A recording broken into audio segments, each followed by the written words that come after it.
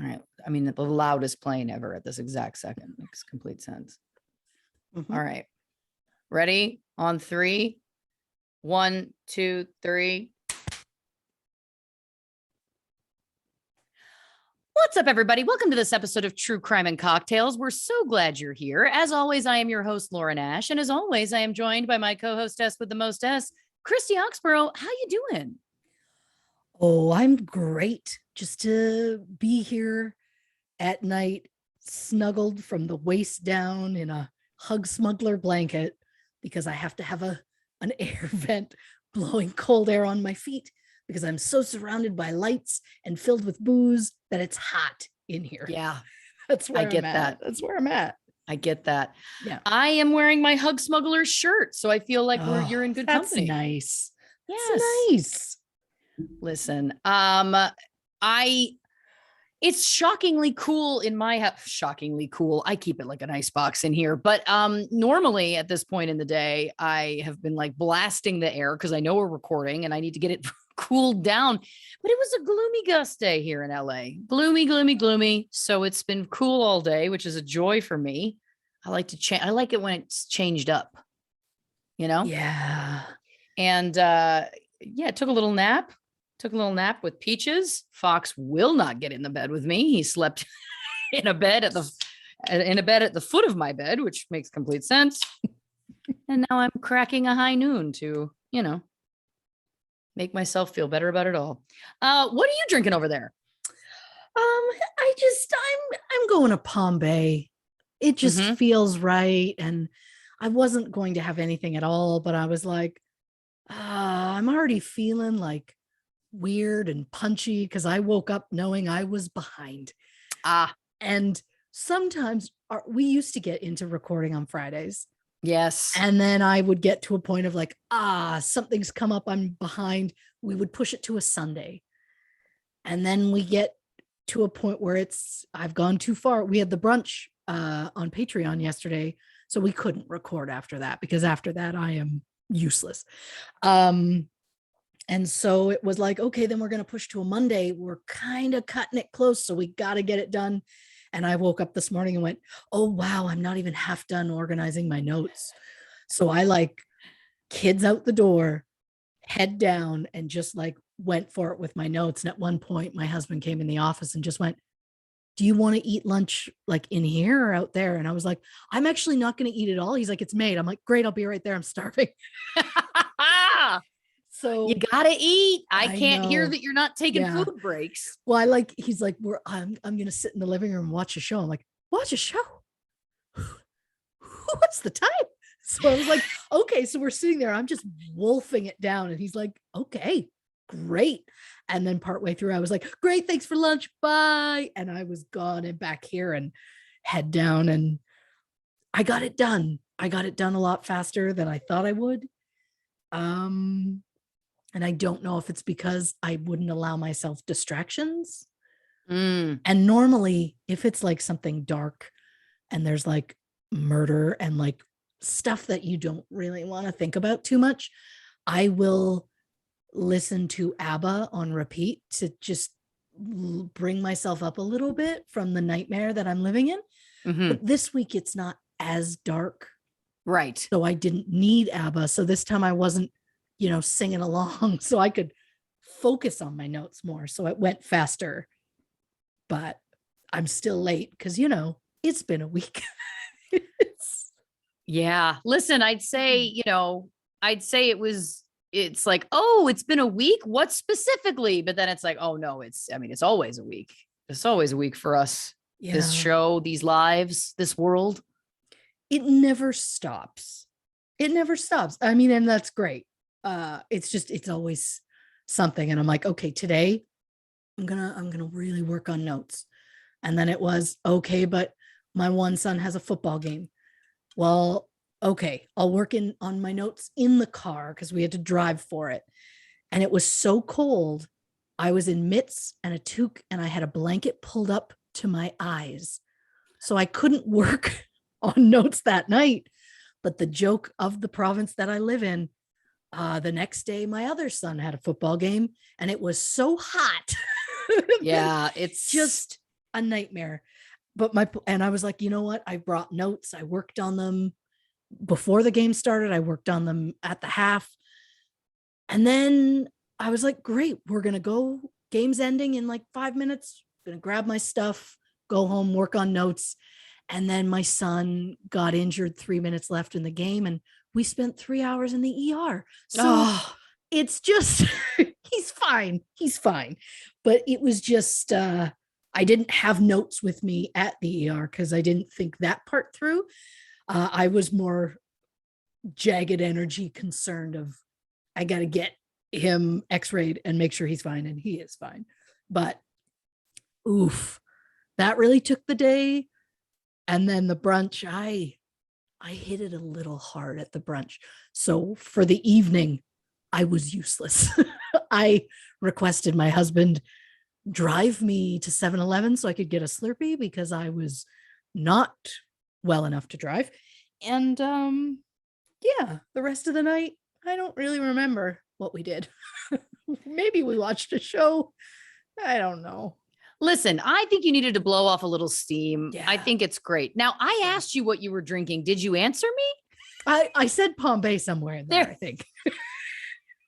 I love it. I was like, I know I asked. You did. Did she answer? I mean, listen, that just Somewhere speaks to in my that own half an hour she did. Yeah. Oh, it's just speaking to my own. There's something going on with my like record screen. It looks different than normal. Everything's fine. But I don't care for change. So I feel like I'm also like, why am I not seeing my thingy? Anyway, point being, I'm also just hanging on by a thread. You know what I'm saying? And that's so this is some really good energy between the two of us. It's the yin and the yang. It's that's what true crime and cocktails. That's the magic. Yeah. Is it's two women as frazzled as they are drunk. Yeah. Which feels right. Now, obviously, this episode we're talking about Tonya Harding. I know you've been jazzed about this one, and so have I. I have. Because sometimes you just want a true crime story that's not murder. Yes. That's not like the darkest dark you can find. And last week we got there. We did. I'm trying not to think about John Wayne Gacy anymore, but I am. So it's nice to have something that's a little, I don't dare say lighter, but you know what I mean? That's not as dark and heavy. So it's nice of a change up. And I mean, I remember when it went down, and looking back at some of this, I was like, wow, I remember it as one thing. And I'm reading and going, oh, it was not quite what I remembered. But again, I was like 12, 13 at the time when it happened. So yeah. And I remember it too. I mean, gosh, it like rocked the world. Yeah. It was such a huge scandal. And then of course there was the I, Tonya movie, which was such a good one. And I mean, I'm excited. I'm excited to get into it because again, I feel like my memory of it is also different.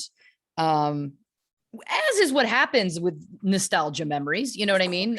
Not that I'm suggesting that we have like a warm, fuzzy feeling about the Tonya Harding, Nancy Kerrigan scandal, but certainly that time it made me think of, and I don't know whether I know that we've alluded to this on the show. Yeah. But I don't know that we've ever really gotten into it. There was a summer, it was 1996. I think it was 96. It must have been because they're every 2 years, right? Yes. It was the Summer Olympics, 1996, which would have been Georgia. It was Atlanta, right? It was, yeah. I just remember that song was like prominently featured in different ceremonies. And Christy and I were like, Olympics? Okay. I would have been 13 at the time. You would have been 14. I was visiting for part of the summer out in Saskatchewan. Yeah. Regina at the time. Yeah. Shout out Regina. Shout out Regina, Saskatchewan. Why not? We'll just hold for all the Americans laughing. Just give them a second to get over the name. We know how it sounds. It's, You had a great line once that was like, it sounds as good as it smells. Oh, it smells like it sounds. There Yeah. it is. Yeah. Yeah. Anyway, so we decided, or we didn't decide. So we were like, oh, the Olympics, who cares? Like, we're way too like alt for this. Of course. We're way too punk rock. We don't care Yep. about this. Oh, let's watch it to make fun of it. Yeah, let's watch gymnastics to make fun of them. And we got so invested in the Olympic gymnastics. Yeah. Both the men's and the women's, but certainly the men's. We got deeply invested in, to the point that we would have to go out for like family events. Like it'd be like, get in the van, we're gonna go do whatever, and we'd be pissed because we're like, well, you know, the Olympics, it's like you never know what you're gonna get. It's a box of chocolates and Forrest Gump is at the wheel, and you know, so we would have to accept the fact that it was like, well, I guess we're going to miss something. And then we'd be setting VCRs. We would have like a 6-hour long tape to just tape hours of Olympics coverage in the hopes that there would be a male Olympics gymnastics thing. But we did also watch some of the gals towards the end. But who was your favorite? Blaine Wilson? Was that his name? Yeah. I went to the point because we can't have the same boyfriend. Never. And they showed, because of course on an American station, they are like, we're going to focus on American. And so I saw the American team a lot, and Blaine Wilson, there was something about him I was so drawn to.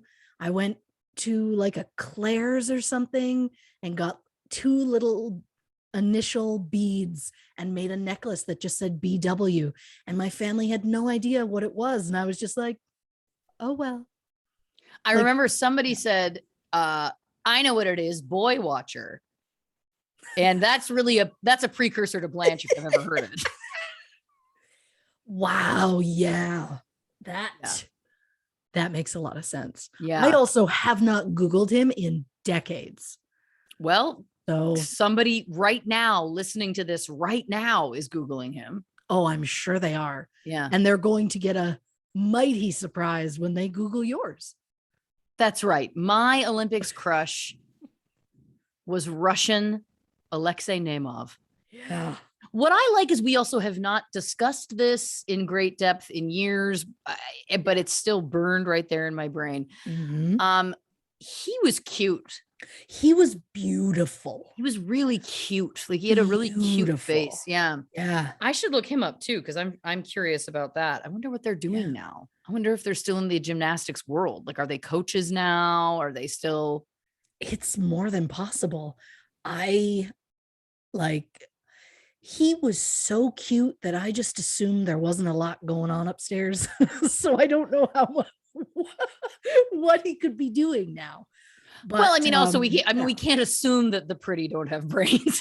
Of course. There was just something so childlike and adorable, and his face was like, oh God, what's the word for it? It's flawless. Flawless is the word I was looking for. He was very beautiful. He looked a lot like the older boy in high school that I was interested in. Oh yeah. Yeah. Anyway, that's an aside. But I remember we made this video, and this we have definitely referenced on the show before. We made a series of like sketches, which included the Alanis Morissette ironic video we remade, which we've posted. But one of the things was like us doing a talk show where we were interviewing Alexei Nemov, but it was like us just talking to him doing gymnastics.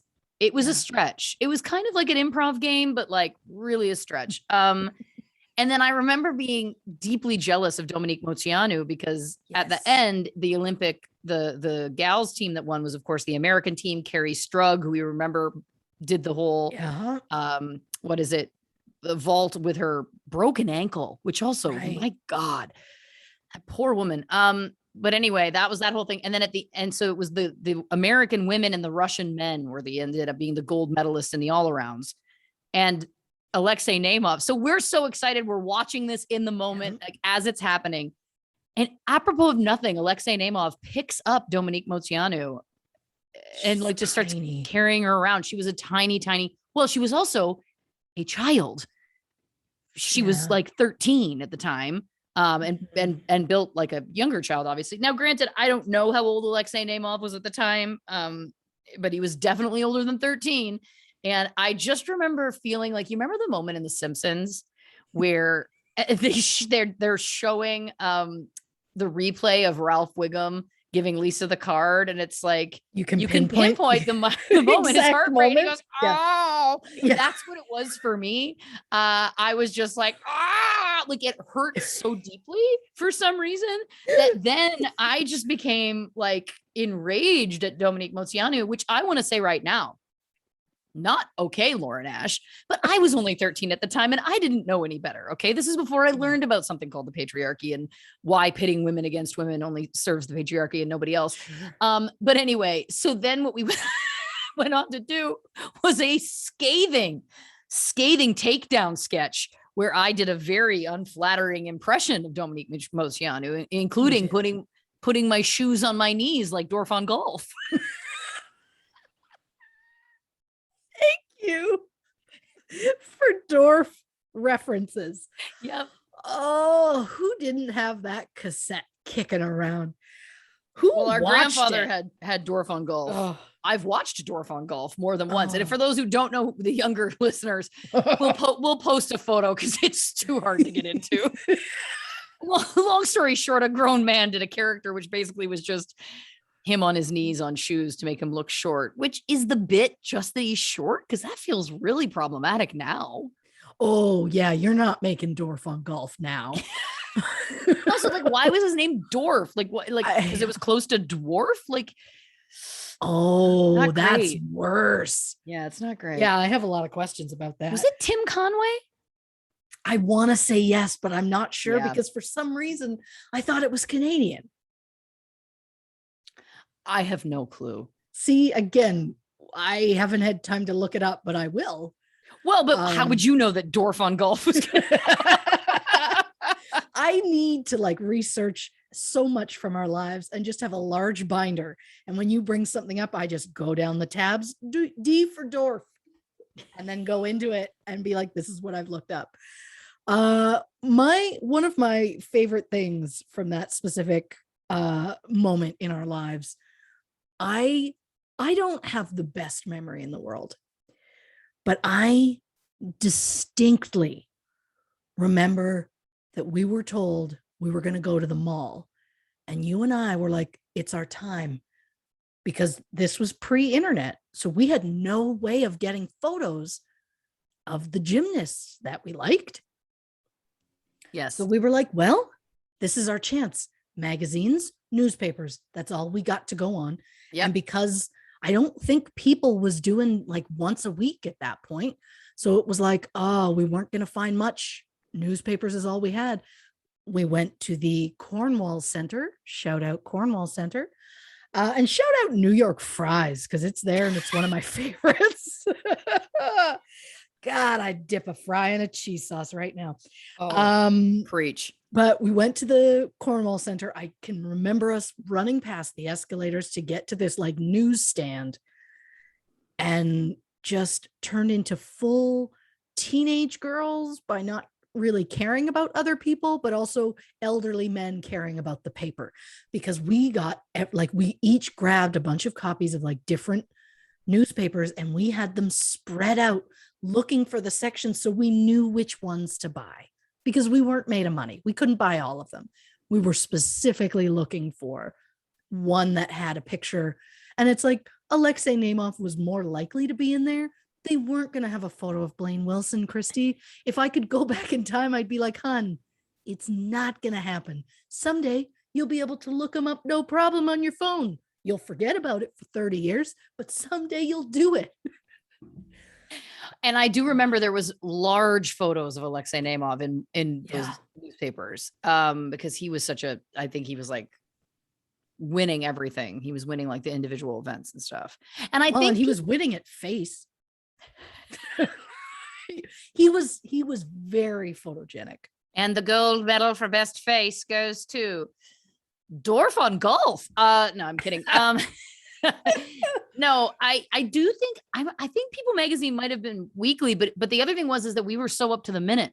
This was the problem, is that it was like we were going to have to wait another week before there was going to be any coverage because, they hadn't won yet. So we didn't have the time to wait. Our trip was only so long. That's right. And I also remember, speaking of not being made of money, I remember you had all the letters picked out so that you could get a two-row necklace that spelled out Blaine Wilson, but you weren't made of money. And you were like, I don't know. It's like $3 a letter or something. You're like, this is getting pricey. And so you did settle on the initials. And then you were like, this is kind of nice though, because it can be kind of like a mystery. And you know what? I don't think I wore it much after that summer. And that crushes me, because why didn't I think to wear it to school and make the guys think that was my boyfriend? Well, it's because that wasn't somebody else. Yeah, that wasn't the initials of the boy that I claimed I was dating. That's why. Oh, wow. I still have those. I don't have the necklace I put it on because I assume I reused that for something else. Because we went through that phase where we were just making different beaded necklaces all the time. But I do still have those 2 letters because I'm like, I can't get rid of them. Like, why would I get rid of them? I need to dig them out. But also quickly, I just want to say, I did just do a quick Dorf. All I had to do was type in Dorf, and On Golf was my second hit. I clicked it. Tim Conway. Okay, great. Yeah. From 1987. We don't need to know, dear listeners, if you weren't alive then. Nope, we don't. I graduated from kindergarten in 1987, I believe. Yeah. Because I think I only remember that because we have a video of my kindergarten grad that I'm pretty sure says Christy Kindergarten 87. I'm fairly certain. But the video is me for an hour and a half playing with my dress and talking to the boy beside me. And I haven't changed a bit. Christopher? Was it Christopher? It wasn't, because it was alphabetical order. Oh. And I was in the A's for Ash. So I was the very first kid, and he was in the M's in the middle. Oh.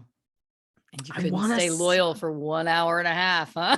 Okay, first of all, I'm allowed friends, Lauren. Of course. Yeah. And I know he will never hear this, so I just feel like, why not? Shout out to Jared Beatty for putting up with me for an hour and a half at a kindergarten grad 30 years ago. Yeah. Well, and I hope that he hasn't turned into somebody problematic. Agreed. I mean, would it be nice to find out that he's been carrying a torch for 30 years? Of course. He does not remember me. I moved 2 or 3 years after that. So I left in such a random middle of the day once at school, and then just never came back. It was weird. Oh yeah, that's right. They made me go to school for half a day. I think you talked about that on the show once. Give me the rest of the day. Give me the day. Take the day. What was I going to learn that day? The answer is that saying goodbye is difficult. Maybe that was the point. Give me a chance to say goodbye to everybody. Yeah, but I don't know that they made that clear enough to you. I mean, you were a little kid. I feel like it needed to be made very clear that it's like, this is the intention here. And I feel like they didn't. And so then you were just confused. Well, and also the teacher's not going to change her lesson plan to middle of the day party just cause. Like she's got a lesson plan to follow. So we had to learn stuff. And it's like, why? I will never know. But the point is, yeah, I have never stopped fidgeting, and I have never stopped speaking to boys. That's where I'm at, Well, listen, on that note, let's get into it. Let's talk about Winter Olympics, which we never got into for some reason. And of course, if you want to talk Winter Olympics at some point, I can talk Tessa Virtue, Scott Moyer till the end of time. Yeah, I've fallen off. I'm a bad Canadian. I know. I'll get there. I'm like the rest of the Canadians. I want them so desperately to be in love. I want an article to come out tomorrow that's like, oh, by the way, they're engaged. Because they seem like it. And I know that's just their job to act a certain way. And you did it. And and you broke our hearts when you didn't choose each other. No. You broke my heart. Yeah, Shout out John Corbett. You know what I mean? Oh, so now we're just shouting out every boy from our past. Huh? Well, listen, that's a story for another episode, but yeah, we are. He held my face and kissed it with his mouth. Okay, that's the truth. He did. And then people are like, that sounds creepy. It wasn't. Okay. Anyway. She had a welcome sign. I was very open for business. Nothing else happened, but he's a beautiful man. He is. Beautiful man. Oh, my kryptonite. Any hoodle. Thank you. Thank you for that. God, you're knocking it out of the park today, Dorf on Golf. Hoodle. If I find out that Dorf on Golf said any hoodle, I will laugh till the end of time. I can't wait for us to have a viewing of Dorf on Golf. It's going to be so bad. Yep, real bad. I remember my dad having the tape, but I never once watched it. Well, I want to know, did he buy our grandfather the tape or vice versa? Because they both had it. So that's my question. Who watched it first and then said, this is such great comedy, I have to buy this for either my father or my son? You know? I give you option 3. Grandma. Doing some Christmas shopping. Maybe wants a stocking stuffer. Finds Dorf on Golf in a clearance bin. I think that at the time, and given the technology, I think that might have been a full $25 gift. Oh, then maybe she was like, they're hard to buy for. I don't know. They both already have slippers. And, because they had the very same hard sole, very specific plaid on the top slipper. Like that's just who both of those men are. Yeah. And so I feel like maybe they got a pair of the slippers and the cassette, and that was their gift. You know what? I'll say like a twofer. That's nice. It is. That's nice. It is. At a go. At a go, Grandma. All righty, here we grow. In January 1994, American figure skater Nancy Kerrigan. Take that back to ones. Good God. In January 1994, American figure skater Nancy Kerrigan was physically attacked the day before the Olympic trials. The bodyguard of Nancy's skating rival, Tonya Harding, later admitted to orchestrating the attack. And Tonya's own husband also claimed to be involved. Both men said that Tonya helped to plan everything, but Tonya claims that she is completely innocent. So what really happened to Nancy Kerrigan? Did her main skating rival take her out to better her odds at winning an Olympic medal? Or is Tonya Harding as much of a victim as Nancy?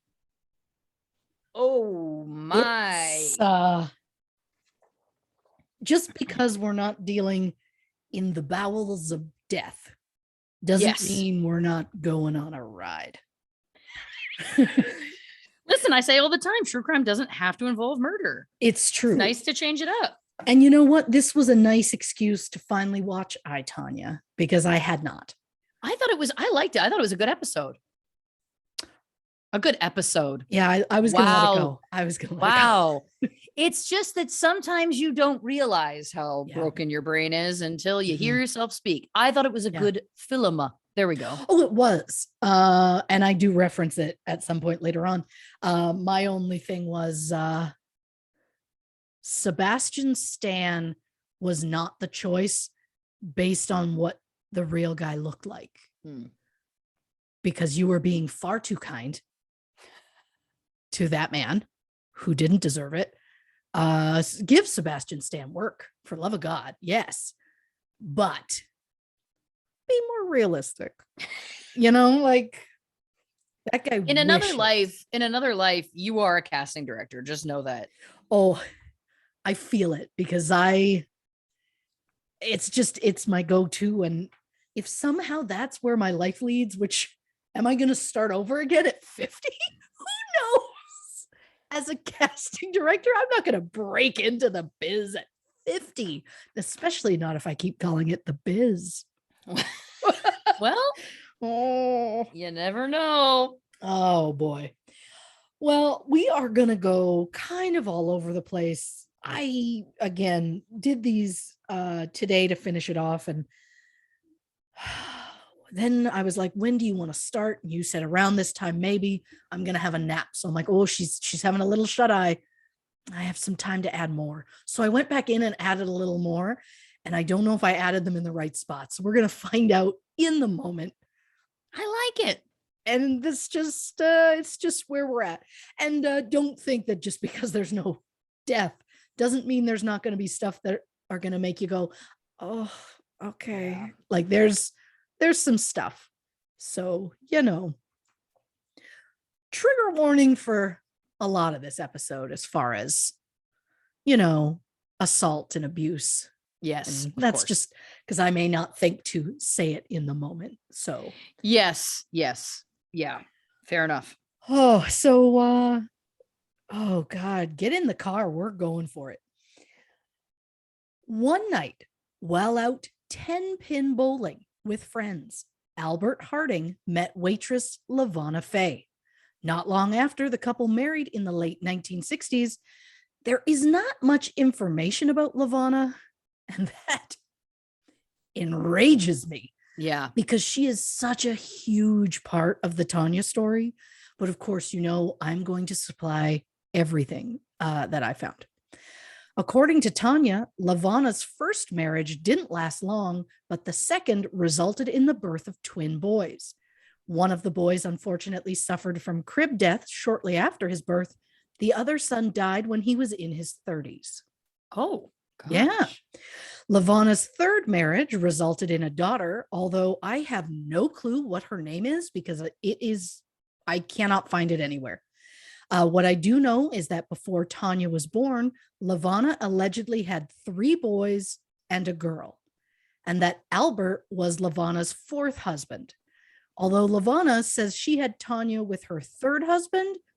So I just don't know why these simple facts can't be easily verified, because Tonya and her mother are giving different answers, and like different articles give different answers. They sometimes say Albert was the 3rd husband, and it's just, I don't know. What we do know is that Tonya Maxine Harding was born November 12th, 1970 in Portland, Oregon. Her parents, Albert and LaVonna, separated in 1985 and legally divorced in the summer of 1987. In December of that same year, LaVonna married husband number 5, James Golden. Tonya believes that LaVonna has married and divorced at least twice since then, but she has kept her name as LaVonna Golden. Tonya's childhood has been described as fractured, dysfunctional, and abusive. Although later in life, Tonya would say, quote, "Nobody believed me about the abuse ever because I'm tough." Between birth and the 5th grade, Tonya said their family moved 13 times. Wow. Tonya said it meant she didn't have a lot of friends, and she admitted to being teased a lot as a child. Although looking back, Tonya said she believes that the bullying was simply because the other kids were jealous of her because she got to arrive later and leave earlier at school for the sake of skating. Some have argued it was more due to the family's modest living, but whatever you need to believe to get by. Yeah. Tonya claims she was molested by LaVonna's oldest son, Chris Davison, for 10 years, starting at the age of 5. In 1986, Tonya called the police on Davison, and he spent a short time in prison. LaVonna allegedly asked Tonya not to press criminal charges. Davison was later killed in a hit-and-run accident in 1988. That accident remains unsolved. Interesting. Tonya's father, Albert, worked various jobs, including at a rubber factory, a cement company, a sporting goods store, managing apartments, and a company that manufactured truck beds. However, Albert was often unemployed due to his poor health. So LaVonna was often the sole provider for the family working as a waitress, bartender, and a cook. Albert and Lavana fought a lot and would, in the heat of an argument, ask Tonya which parent she'd live with if they were to break up. And I'm going to say it. That's a bullshit thing to do to a kid. Just going to say it. When Albert and Lavana finally divorced, Tonya went to stay with her father, but she was forced to move back in with her mother when Albert moved to Idaho after losing his job. Later in life, Tonya is adamant that, quote, my dad had to leave. He never abandoned me, which I'm sure psychologist Hat will say speaks volumes. Despite Albert leaving, Tonya grew up absolutely adoring her father and completely loathing her mother. Tonya and Lavana's relationship was rocky at best. Later in life, Tonya described her mother as, quote, where all my animosity comes from. Oh boy. Yeah. Tonya claims that this intense anger toward her mother comes from years of physical and verbal abuse. There is a well-known story where Tonya wasn't landing her jumps as perfectly as Lavana thought she should be, so Lavana took Tonya into the bathroom at the rink and beat her with a hairbrush. Lavana admits to the incident, saying, quote, I spanked her once with a hairbrush at a competition, but Lavana claims it was an isolated incident, while Tonya says it was a frequent occurrence. According to Tonya, her mother, quote, would hit me with anything that was in the house, a hairbrush, ruler, wooden spoon, belt, you name it. She would drag me by the hair across a room for nothing, no reason. Lavana, of course, denies any abuse, saying, quote, I didn't abuse any of my children. Spanked? Yes, spanked. Absolutely, positively, you got to show them right from wrong. Gross. Which is an intense way to go, Lavana. Tonya also alleges that once when Tonya was trying to leave the house mid-argument, Lavana threw a steak knife at her. Tonya claims she has a permanent scar on her arm to prove it. Lavana denies this, saying that Tonya has, quote, lied so much she doesn't know what isn't a lie anymore. And honestly, I am fairly quick to believe the victims of abuse. But over the years, Tonya has been known to say a few things that I'm reluctant to mention, as I wasn't able to fact check them, but they're about her life. So I'm taking you on a quick lacking sources side note. So there are a couple of things that Tonya has said that stood out to me. From what I can tell, she's only ever brought both of these things up during a single interview, and then just never brings them up again. Like at one point, Tonya claimed that her parents weren't her biological parents. She said, quote, I just have this feeling that it doesn't match up. A few years ago, a doctor told me my blood type is negative and my supposed mom and dad are both positive. If your parents are both positive, you can't have a negative baby. Plus, I don't look like either of them. I don't know how anything happened. She could have had an affair. Something could have gone wrong at the hospital, like I was switched. I could have been adopted. I have no idea. Again, she, from what I could tell, never brought this up again. Then in 2000, Tonya claims she had breast implants because of a skating accident years before. She says in 1986, she was forced to abort a jump midair and she landed flat on her chest. She claims, quote, all the cartilage and muscle tissue that my boobs are made of flattened. And she said she went from a D cup to an A cup. She was 16 years old at the time of the accident, and it left her feeling like, quote, less of a woman. So in 1994, she had a boob job. I don't, is there cartilage in your boobs? I don't know. I do know that this is also something she never brings up again. I do not recommend Googling Tonya Harding boob anything. The amount of hits for here are her measurements. Nope, not interested. Be better, internet. But I don't know why they would get brought up once. It feels weird. And they're just like wild claims. But again, I don't know. Maybe this is just something she does. Maybe it's some kind of coping mechanism for something. I don't know.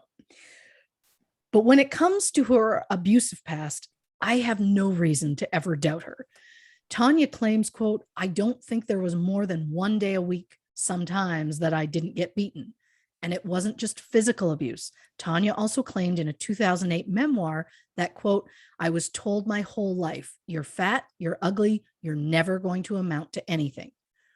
In an interview, LaVonna once admitted to talking down to Tonya, but tried to justify it by saying, quote, "If there's no you can't do it type of a thing, then she won't do it." Mm-hmm. So gross.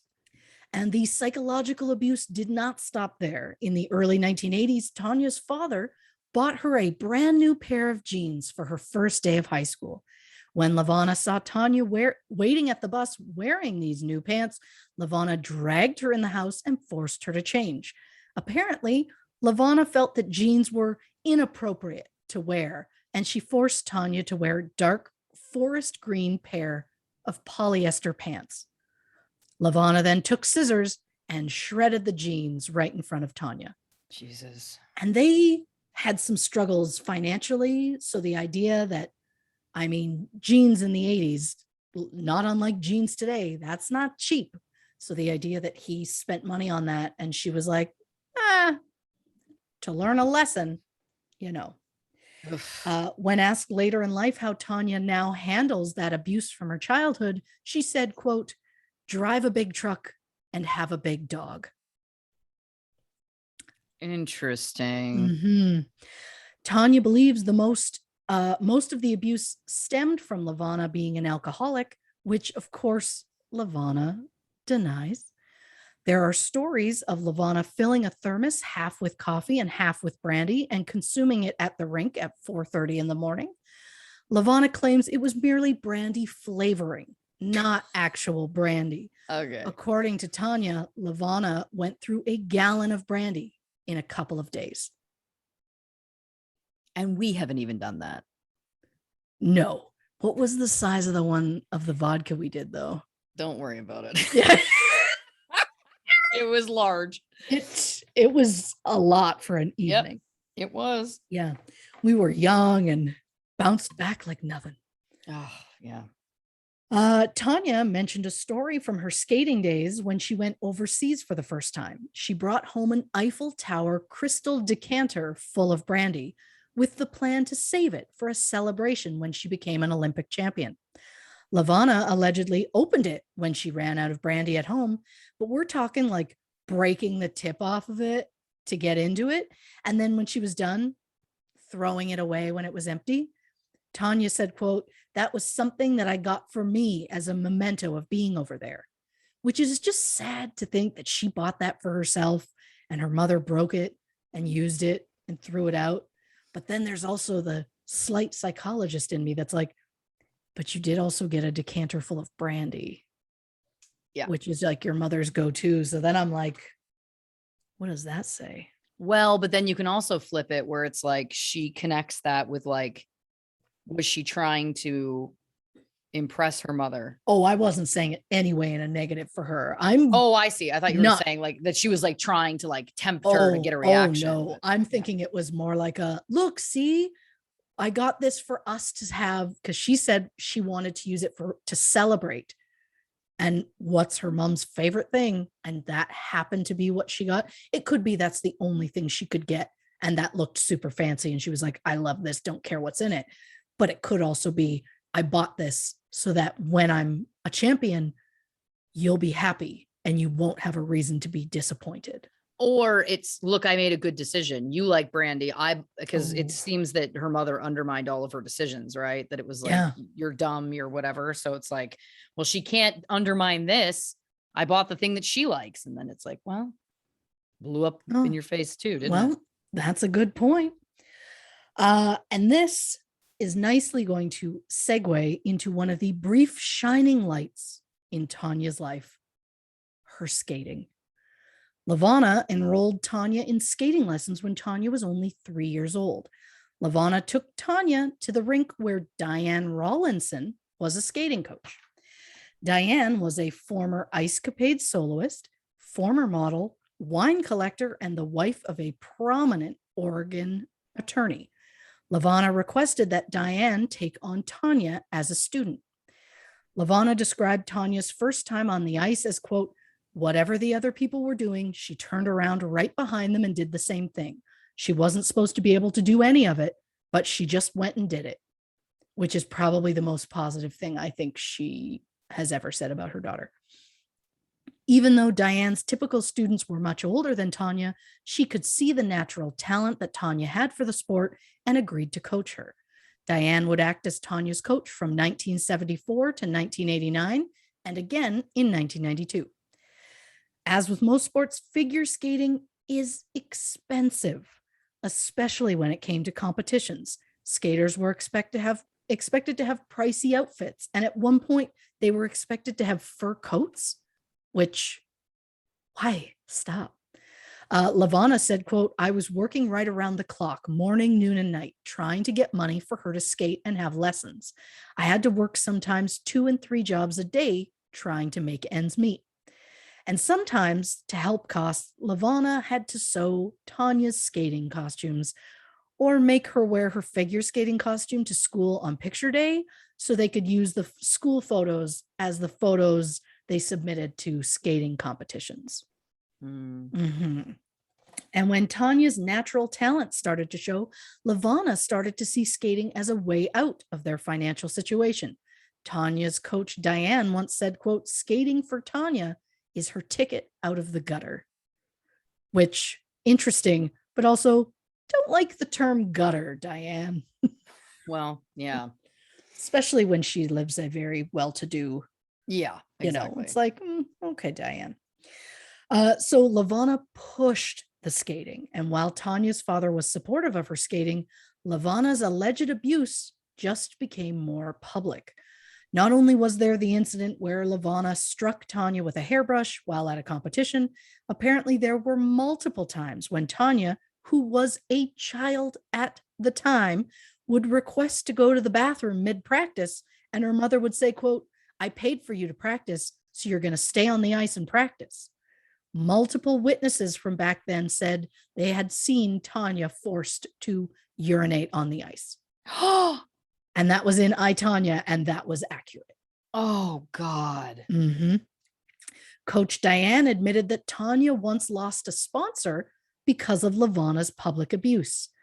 Again, Levana denies any abuse and went so far as to say, quote, I thought I did everything I could for her. I really thought she'd love me for it. She didn't. Jesus. But despite the hardships in her personal life, Tonya became a force of nature on the ice. She was able to do a triple Lutz at the age of 12. A triple Lutz is a jump in which the skater takes off from the back outside, spins and lands on the back outside of the opposite foot that they took off from. It's an extremely complicated jump because of the rotation the jump involves, but Tonya was successfully and consistently landing these at just 12 years old. Wow. In 1986, Tonya dropped out of school during her sophomore year to focus on skating full-time. In 1988, she earned her GED. In the mid-1980s, Tonya worked her way up the competitive skating ladder. At the U.S. Figure Skating Women's Championships, she placed 6th in 1986, 5th in 87 and 88, and then took home the bronze in 1989. After competing in the national championships in February 1989, Tonya had a falling out with her coach, Diane Rawlinson, so she moved on to coach Dodie Teachman. With Dodie, Tonya went on to win Skate America in October 1989 and was considered a strong contender at the 1990 U.S. Figure Skating Championships. In 1988, Tonya became the first American woman to win a Russian award as a figure skater. But 1991 was Tonya's true breakout year. On February 16, 1991, Tonya skated 2 perfect programs at the Senior Nationals and won her first national title. She received a 6.0 for technical merit, the first perfect score any woman had received in this competition in nearly 2 decades. During her title-winning program, Tonya attempted and landed the extremely difficult triple axel. By doing so, she became the first American woman and the only other woman in the world besides Midori Ito of Japan to even attempt the jump, let alone successfully perform it in a competition. Historical skating side note. Axel Paulsen, who created the axel, was the first person to land the jumping competition in 1882 International Figure Skating Competition in Vienna. In the early 1900s, professional German skater, Charlotte Olschlagel. Wow. There's dots over stuff that I'm just guessing. Was the first woman to include an axel in her programs. And by the early 1920s, Tonya Harding from Norway was the first female skater to perform an axel in competition. The triple axel has become more common for male skaters, but as of 2021, only 12 women have successfully completed the triple axel in international competition. Of those 12, 3 were American, including Tonya Harding, Mariah Nagasu, and Alyssa Liu, which brings me to a holy shit impressive side note. I'll be honest, I don't really follow figure skating that closely, unless it's Scott and Tessa, and then I'll watch it forever. Of course. So doing research for this was my first time hearing the name Alyssa Liu. But I have to take a moment to mention the fact that Alyssa is a 2-time national champion, the youngest ever U.S. women's national champion, because she won her first title at 13. Wow. She is also the youngest to win 2 national titles at 14. Alyssa is also the first junior American women's singles skater to successfully complete a triple axel in international competition, and only the 3rd American woman to do so overall. Again, she's like 15 or 16 now. So it's just wild. I just think of myself at 13 and I was like, I couldn't run across the street. Like I could not have done that. Tonya also won a silver medal at the World Figure Skating Championships in 1991, a bronze medal at the Women's Championship in 1992.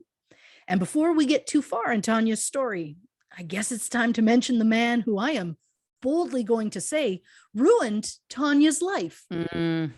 One day after practice, 15-year-old Tonya met 18-year-old Jeffrey Scott Galooly. Tonya was excited about Jeff as she was just searching for, quote, someone who loves me just for me. And while that's a very beautiful sentiment, what do we know about Jeff? Well, Jeff Galooly was born September 15th, 1967 in Oregon. Jeff has been described as a, quote, calculating, self-centered, sexually deviant thug in search of an easy meal ticket. Ooh. In March 1990, at the age of 19, Tonya married Jeff. 15 months later, she filed for divorce, and she even tried to get a restraining order as Jeff had become physically abusive. In the petition for the restraining order, Tonya wrote, quote, he wrenched my arm and wrist, he pulled my hair and shoved me. I recently found out he bought a shotgun. I'm scared for my safety. Jesus. A police report filed the next month quotes Tonya as saying that Jeff had cornered her in a boatyard and threatened, quote, I think we should break your legs and end your career. Oh my God. Unfortunately, in March 1992, Jeff and Tonya got back together because, according to Tonya, she couldn't make it on her own. Mm. The couple would continue to be off and on even after their divorce was finalized in 1993. At one point, Tonya told the press that she and Jeff were trying to get their divorce annulled and that she was, quote, definitely married, which, okay. Now, from what I've read about Jeff, he's a real piece of work. Tonya said that by their second year of marriage, Jeff was, quote, heavy drinking. There was a lot of violence. He threatened my life. Jeff said, quote, might get into a little brawl every now and then, but she would win. So for Tonya, it just seemed like she went from one abusive, volatile relationship to another. She potentially married Jeff to escape her mother, but then Jeff also turned out to be physically and verbally abusive. Mhm. Tonya said, quote, "He didn't destroy me. Nobody can." Because even at the worst moments, Tonya had her skating. She toured with the Tom Collins Champions on ice, and in 1992, Tonya decided it was time to go back to coach Diane Rawlinson. With Diane, Tonya competed in her first Olympics in Albertville, France in 1992. Tonya showed up 3 days before the Olympics, which apparently is shocking. Apparently, most athletes show up at least 10 days before the Olympics. Right. In the end, Tonya finished fourth, right after another American skater named Nancy Ann Kerrigan. Ooh. Now, the thing about Tonya, while she was a natural and talented athlete who could do certain jumps that other skaters only ever dreamed of, she was not taken seriously in the skating community. Despite her skill level, Tonya was only ever judged based solely on her appearance. Tonya was a self-proclaimed tomboy. She loved Hot Wheels and hunting or fishing with her father. She wasn't the delicate, girly ice princess that people expected of a figure skater. She also was very known for like skating to like Leonard Skinner as opposed to like Mozart or, Right. the boring crap that most of them do. At one point, Tonya says she spoke with some, quote, high up ice skating officials, and they told her she stood a greater chance of being successful if she appeared to have a wholesome, happy marriage. So, despite the abuse that she incurred, Tonya would go back time and time again to Jeff to give the appearance of that wholesome, happy family. Despite her attempt at portraying a happy home life, there were competitions where Tonya would still get lower scores than other skaters, despite doing higher difficulty moves. Tonya says that she once approached judges to ask why they always scored her so low. They looked her up and down and said maybe she should consider buying more expensive outfits. Mm. The idea that they are more concerned about what an athlete is wearing and not the actual performance is horrifying to me. And I know this is nothing new. It's just, Yeah. I hate it. There I go. I hate it. Yep. At the time, Tonya didn't have the money to buy elaborate costumes like most of her competition. For example, Nancy Kerrigan had her costumes made by Vera Wang. Yeah. And the thing about Nancy Kerrigan is that, like Tonya, she came from a blue-collar working class background. However, unlike Tonya, Nancy's family appeared to be loving and supportive. So you would think that Tonya would understandably feel some resentment or jealousy towards Nancy. But to this day, Tonya can't possibly fathom why anyone would think she'd be jealous of someone like Nancy. Oh boy. Yeah. Oh, this is a fun one. Yeah. Oh, the psychologist hat. Uh-huh. Okay. But at the time, Nancy Kerrigan was seen as a graceful, all-American girl. She was exactly what the Figure Skating Association had in mind when they thought of a professional skater.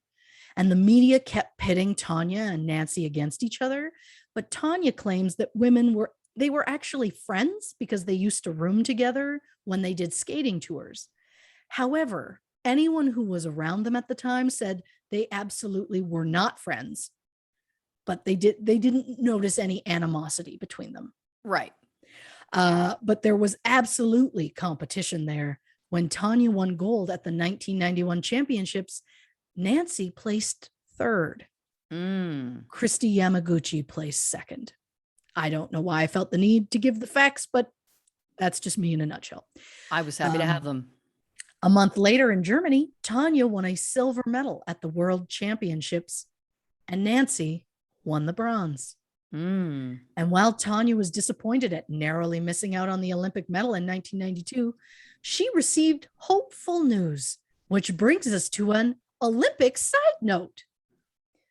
The Winter Olympic Games were held every 4 years from 1924 to 1936, when the Games stopped due to World War II. The Olympics resumed in 1948 and continued every 4 years. In 1986, the International Olympic Committee decided that the Summer and Winter Games should be held on separate 4-year cycles in alternating even-numbered years. Due to this decision, the Winter Olympics would then take place in 1992 and 1994. And I'll say it, even though I was clearly alive at the time, I honestly do not remember ever the Olympics being in the same year. I only ever remember, oh yeah, the Olympics are just every 2 years. Mm-hmm. And that's wild to me that changed. So after Tonya's disappointing showing at the Olympics in 1992, she was given another chance. The thing is, at this point, Tonya wasn't practicing as much. She had started smoking, which isn't a good idea in general, but especially not if you have asthma like Tonya does. But before Tonya could go to the Olympics, she had to place well at the national championships in Detroit. These championships were considered to be the Olympic trials, and based on the standings, the Olympic Committee would choose 2 skaters to represent America at the Olympics. So both Tonya and Nancy head to Detroit. One day before the first ladies singles competition on January 6, 1994, Nancy had a practice at the Cobo Arena. She left the ice with her coach, who stopped to talk with someone briefly. Nancy walked behind the curtain towards the dressing rooms at 2:35 p.m. And once she was out of view, all you could hear was the most high-pitched screeching, just wailing. News cameras were on the scene, and they immediately follow the sound and find Nancy Kerrigan sitting on the floor in immense pain. Nancy said someone had hit her in the right knee with, quote, some hard black stick, something really hard. Based on descriptions from witnesses, arena security started to rush around looking for a tall white guy in a leather jacket.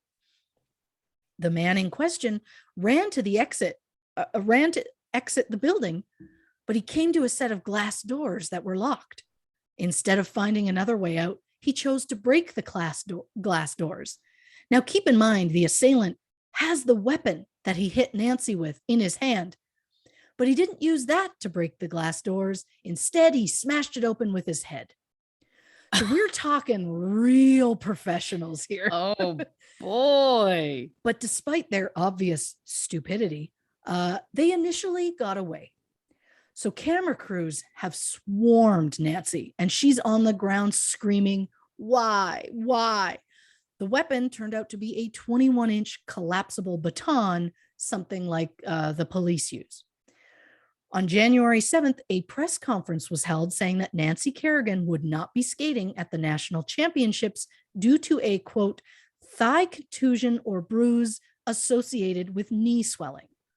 The leg that had been hit was Nancy's landing leg, and she was unable to currently put any weight on it.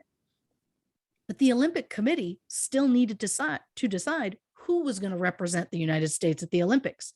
So the championships went on without Nancy, and on January 8th, Tonya won gold, and silver went to 13-year-old Michelle Kwan. So traditionally, that would mean Tonya and Michelle would go to the Olympics. But these were unusual circumstances. Nancy was unfairly unable to compete, but the Olympics were only 6 weeks away. Would she be fully healed with her injury by then? Well, the Olympic Committee had a closed-door discussion, and in the end decided that Tonya and Nancy would head to the Olympics. Now, at this point, people were freaking out about the attack. Who was the deranged attacker? Would he attack again? Why Nancy Kerrigan? And of course, people had questions because a famous athlete had been publicly attacked just 8 months prior. The athlete in question was tennis star Monica Seles. Oh, that's right. Monica was born in former Yugoslavia in 1973. When she was 11 years old, she won the Orange Bowl tournament in Miami and moved to the United States. At the age of 14, Monica started to play professional tennis and won a tournament in Houston against Chris Everett in May 1989. And at the age of 16, Monica was ranked number 6 on the Women's Tennis Association list. In 1990, Monica defeated Steffi Graf and won the French Open in Paris. At the time, Steffi Graf was dominating tennis and would be dethroned by to be dethroned by a 16-year-old was shocking. especially to hardcore Steffi Graf fans. This win made Monica the youngest winner in the competition's history and boosted her rank to number 1 on the Women's Tennis Association's list. Oh, wow. In her teens, Monica won 9 Grand Slams and 53 titles. Between January 1991 and February 1993, Monica reached 33 out of 34 finals, winning 22 of them. She achieved 159 wins and only 12 losses, making her win percentage 92.9%. Wow. On April 30th, 1993, Monica was playing in a quarterfinal match against Magdalena Malieva in Hamburg. Hamburg? It's Hamburg. Is it Hamburg? Okay, great. I don't know. Oh, fuck. Now I want a burger. That's how it works. During the second set, a drink break was called, so Monica reached down to pick up her water bottle when she felt a sudden pain in her back. It turns out that a 40-year-old man named Gunter Parch had stabbed Monica with a 9-inch long knife. Thankfully, he missed her spine and vital organs. Ugh. But who knows what would have happened if she hadn't bent down at that exact moment. It could have ended completely differently. Turns out Gunter was a huge Steffi Graf fanatic, and he was not happy at the idea of Monica taking wins away from his beloved Steffi. So he packed a sausage, 3,000 Deutsch marks, and a kitchen knife and took a train from East Germany.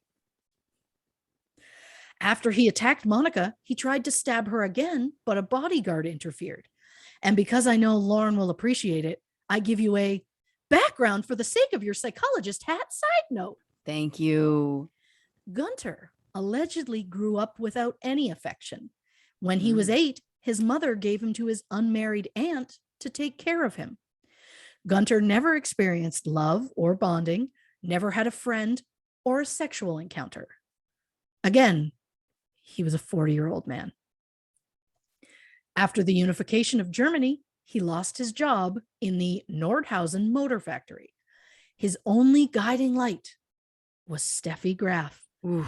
He followed her every match on TV. When Monica Seles defeated unbeatable Steffi in the finals of the Berlin tournament, Gunter wanted to commit suicide. Wow. Later, Monica won the French Open in 1990 and 1992, as well as in Australia in 1993. Now Gunter wanted to hurt Monica so she could never play again. In court, Gunter explained that Steffi had eyes like diamonds and hair like silk. Heaven had sent her to the German nation, a goddess to adore. Sometimes he'd send her letters, sometimes flowers, sometimes money, and sometimes he'd write to any journalist who criticized Graf because of her game. They'd better mind their words about her because he was there to protect her. Oh, boy. The expert witnesses at court concluded he was a fanatic with a severe personality disorder. In October 1993, Gunter was found guilty of causing grievous bodily injury. Prosecutors asked the judge to change the charge to attempted manslaughter and sentence him to prison. But a detective who spoke to Gunter after the attack said Gunter gave a really reasonable explanation that he didn't want to kill Monica or maim her for life. He just simply wanted her to be out of action for that game. And that's a rational choice, right, sir? According to a detective. Yeah. Yep. The judge decided that Gunter belonged with a doctor, not in a jail. So Gunter was given a 2-year suspended sentence. The only jail time he did was the 6 months between the attack and when the trial ended. The trial was like 2 days long. Wow. Yeah. And I'm sure some will say the man is mentally ill. He should be with doctors and not in a prison because he didn't try to kill or maim her. But to that I say, sure, his intent was just to take Monica out of the running for a single tournament. However, what he ended up doing was causing Monica PTSD, anxiety, depression, and a sleep disorder. And if that wasn't bad enough, after the attack, Monica gained some weight and the press just wouldn't stop asking her about it, which is gross. And can we just stop asking about people's weight? Please, God, stop. 100%. Stop. Yeah. It took Monica 2 years before she was able to compete again. She came back to win a Grand Slam and even played the US Open finals against Steffi Graf. But after that, Monica didn't play again, which I find incredibly tragic. She lost everything, and that dude was just allowed to walk. So back in Detroit, this violent fan was still fresh in everyone's minds. So people wondered if Nancy Kerrigan was attacked by a fan of some sort. But then a newspaper received an anonymous letter stating that Tonya, Jeff Gillooly, and his friends had planned the attack on Nancy. And of course, news stations were living for this because the public couldn't get enough coverage. And the lead up to the Olympics was huge because everyone wanted to see Tonya Harding and Nancy Kerrigan battle it out. Which brings me to a section that I have called Sports Rivalry Side Note. Oh, now, yes, of course, as long as there have been sports, there have been heated rivalries. Green Bay Packers and the Chicago Bears, Ohio State and Michigan, Joe Frazier, Muhammad Ali, Manchester United and Liverpool. But the specific rivalries that caught my eye are the ones that turned violent. On August 22nd, 1965, during a Major League Baseball game between the San Francisco Giants and the Los Angeles Dodgers, the Giants pitcher hit the Dodgers catcher in the head with a bat. Oh boy. Multiple times, to the point where the guy ended up with a 2-inch cut on his head. The Giants ended up winning the game 4-3. And there's just no word on what set him off. Jesus. Unsettling. March 17th, 1991, a hockey game between the Chicago Blackhawks and the St. Louis Blues would come to be known as the St. Patrick's Day Massacre. Chicago won the game 6-4, but there were so many fights during the first 2 periods that it resulted in 278 penalty minutes, including 24 minor, 12 major, and 17 misconduct penalties. Wow. Which doesn't feel like a fun game to watch. No, it doesn't at all. But I love this because this is where I'm at. I haven't thought of it in years, and it just came to me when I read the word St. Louis Blues. Because I can. Shout out to Chris Pronger and Reed Lowe. Oh, I have a Reed Lowe jersey in my closet. I can't think about it. I'm fine. Oh my God, he's the new Jonathan Frakes. Nobody's the new Jonathan Frakes. So sorry. I'm so sorry for even suggesting. No, you're right. The thing is, I think there's just height. I don't know. For me, Reed Lowe was like, I found out I was working at a store in the mall years ago when I was like late teens, early 20s. And somebody came in the store and I was like, that kind of looked like Reed Lowe, but it would never happen, whatever. And it turns out my boss knew him. And I had to go to the back room to have just a full panic attack of what had just happened in my life. And the next time I worked, she was like, I got this. He gave this to us once. And I was just like, I don't want it. Do you want it? And she pulled it out and it was a Reed Lowe jersey. And I almost vomited and peed at the same time. I don't know what my problem is. I don't think Here's who she is. She's the girl fiddling with her dress, talking to boys. That's who she's always been. Yep. On June 28th, 1997, boxers Mike Tyson and Evander Holyfield were set to have a long-awaited rematch. At one point during the match, Tyson bit off a piece of Holyfield's ear. He was sanctioned with permanent suspension from boxing, and his license was indefinitely canceled. And that was the moment I learned you have a license for boxing. November 19th, 2004, a basketball game between the Indiana Pacers and the Detroit Pistons would come to be known as Malice at the Palace. Yeah. Players claimed it all started with hard fouls, which made the gameplay more aggressive. And by the end of the game, the fans were pissed. One player fouled another, which led to a shoving match. And then a player on the bench threatened to kill somebody. A fan threw a drink from the stands, hitting a player who then climbed into the stands after the fans. And that just made the fans storm the court, and it was mayhem. After that, the NBA increased security at games and added a limit on how much alcohol could be sold at games. 9 players involved in the brawl were suspended for 146 games combined, which resulted in a loss of $11 million in unearned salary. Oof. The main player involved, who went into the stands after the fan, was suspended for the rest of the season, which included 73 regular season games and 13 playoff games, and he lost nearly $5 million in unearned salary. There's actually a documentary. Netflix is doing a series of these documentaries about like crazy moments in sports, etc. And I'll watch a documentary on anything. And there's a great one on Malice in the Palace. And it gets into all of that. It's a fascinating kind of story. And it's a quick watch. I think it's only like an hour. But the one detail I have to share very quickly is the police basically were looking at footage to see who started this fight, whatever. And it was started by this guy in the stands. And the police officer literally went, "Oh my God, that's my neighbor." So then literally was like, I know where he lives. Well, yeah, I'll just deal with this right at the end of, I'll leave work a little bit early. I'll arrest him while I'm still on shift and then go to bed. You know, like while I'm there. Do I have to come all the way back? Oh my God. Can you imagine like something professional for work, viewing footage, and you're like, yeah, I know that person. Like,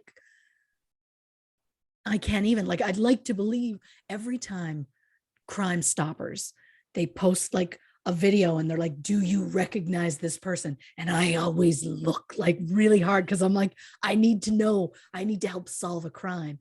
And then there are people who always tag friends as like a joke and they're like, haha, it's this person. And I'm like, you're not helping. You're obstructing justice. Thank you. Yes. And every time I'm like, I think I know them. I never do. Yeah. I'm just like, no, I know like 5 people. Like, stop it. You're not going to know them. It's not going to be your neighbor. But what if it was? Exactly.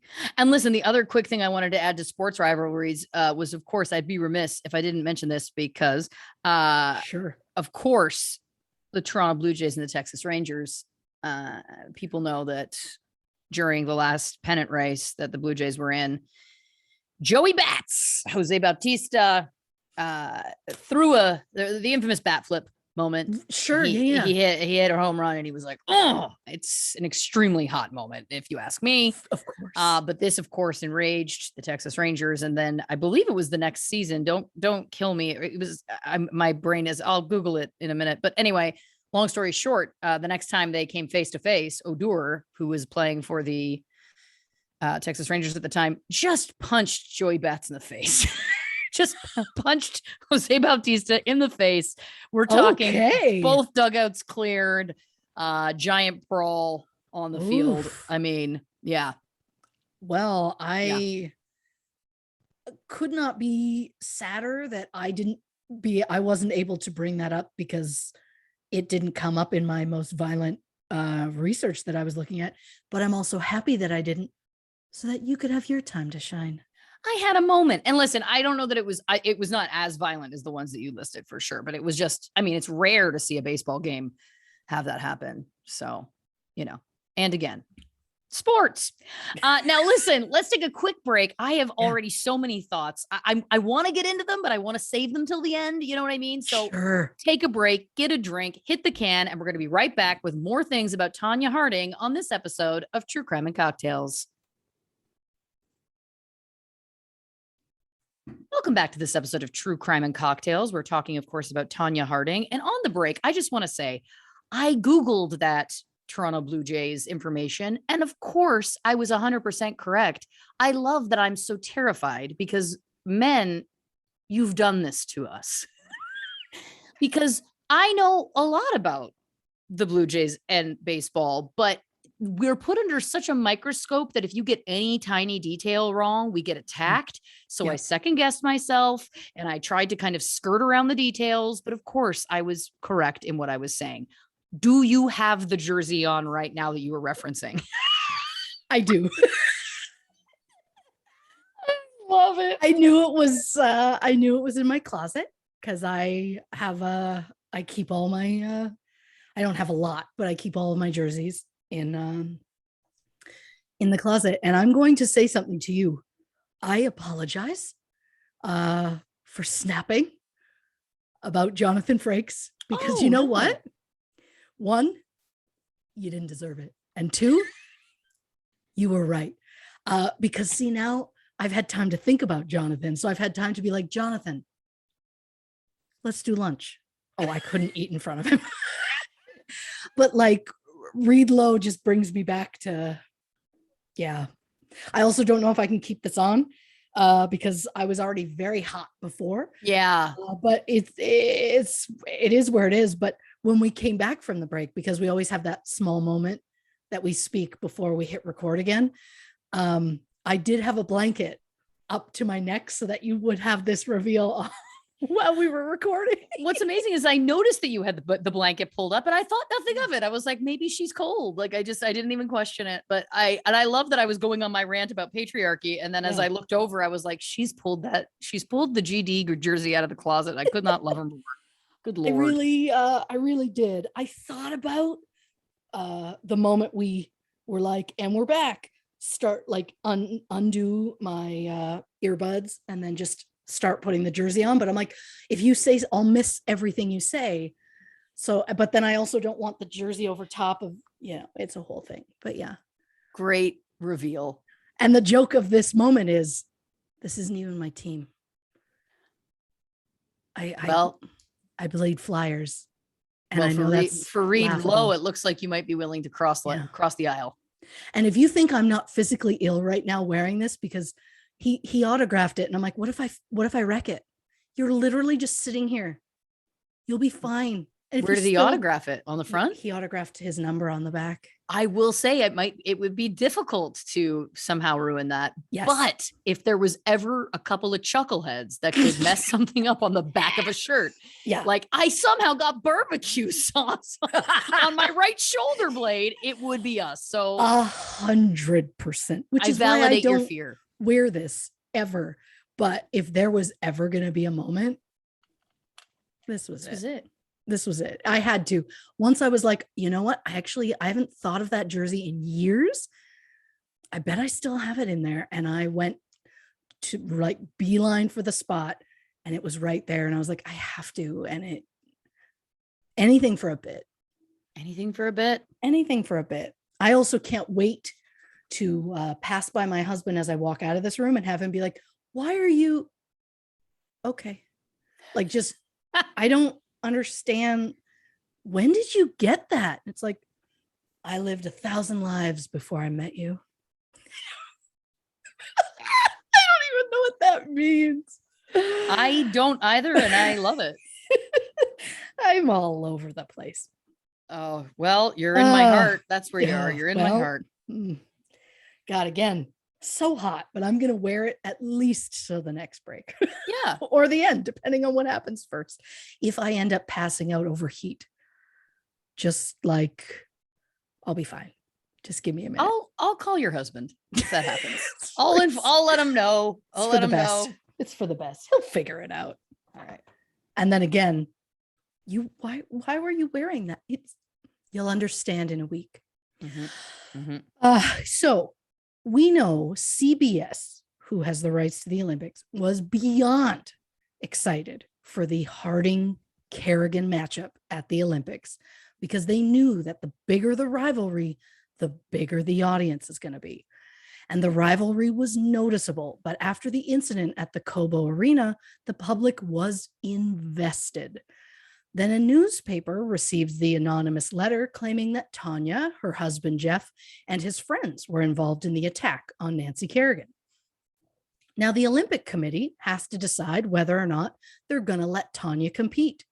They know Tonya didn't personally assault Nancy, But if Tonya was involved in any way, they didn't feel that Tonya should be able to compete. In February 1994, the Olympic Committee were going to remove Tonya from competition, but then Tonya filed a $10 million lawsuit against them, and the committee settled out of court and agreed to let her skate. Whoa. Yeah. But at practices, it is custom for the athletes from the same country to all practice together. So that meant that Tonya and Nancy would have to share the ice on February 16th, 1994, for the first time since the incident. And what did Nancy do? That bold lady showed up to the practice in the exact same white lacy outfit that she was wearing on the day she was attacked. Whether it was done to psych out her competition or simply to try and mentally turn things around for herself, I don't know. Either way, I applaud it. Yeah. Because it felt ballsy. Even if it came down to she literally had no other outfits, which I doubt, I just really responded to the ballsiness of it. Totally. So February 25th, 1994, Tonya took the ice at the Winter Olympic Games in Lillehammer, Norway. Unfortunately, not only was she late, like they announced her name and she almost didn't come out at all, but once she was out, she had issues with a broken skate lace during her long program. It forced Tonya to stop after a single jump and skate over to the judges. There are so many pictures of her with her skate up on the bench or whatever, you know, almost in tears, telling them there's an issue. At the moment, Tonya was under immense pressure and scrutiny, and she was blaming her missed jump on some sort of skate issue. So she went to the judges looking for sympathy, and at the time, most of the public had decided they were Team Nancy. But fortunately for Tonya, the public didn't get a say in when it came to skating rules, and the judges agreed to let her restart her program. However, Tonya was clearly unable to mentally shake off her previous start, and in the end, she finished 8th. After the short program, Nancy was in first, and after the long program, the crowd gave Nancy a standing ovation. So it was a bit of a surprise when Nancy Kerrigan took silver. The public truly believed that Nancy was a shoo-in for the gold. So when she came in second, everyone was stunned, especially when the gold medal went to 16-year-old Oksana Bayul from the Ukraine, who won by 1/10 of a point. Oh, right. Nancy was livid. There ended up being a slight delay prior to the medal ceremony, and Nancy was told Oksana needed to reapply her makeup, which apparently was not true. Apparently, they were trying to find her the Ukrainian national anthem, and they were struggling, so that was taking a while. Yeah, but blame the woman. Blame the woman. She has course. to re-put on her makeup. Yeah, that's nice. And a camera happened to be in Nancy's face, whether she noticed or not. And she said, quote, "Oh, come on. She's just going to get out here and cry again. What's the difference?" So she, of course, did not know the real reason for the delay.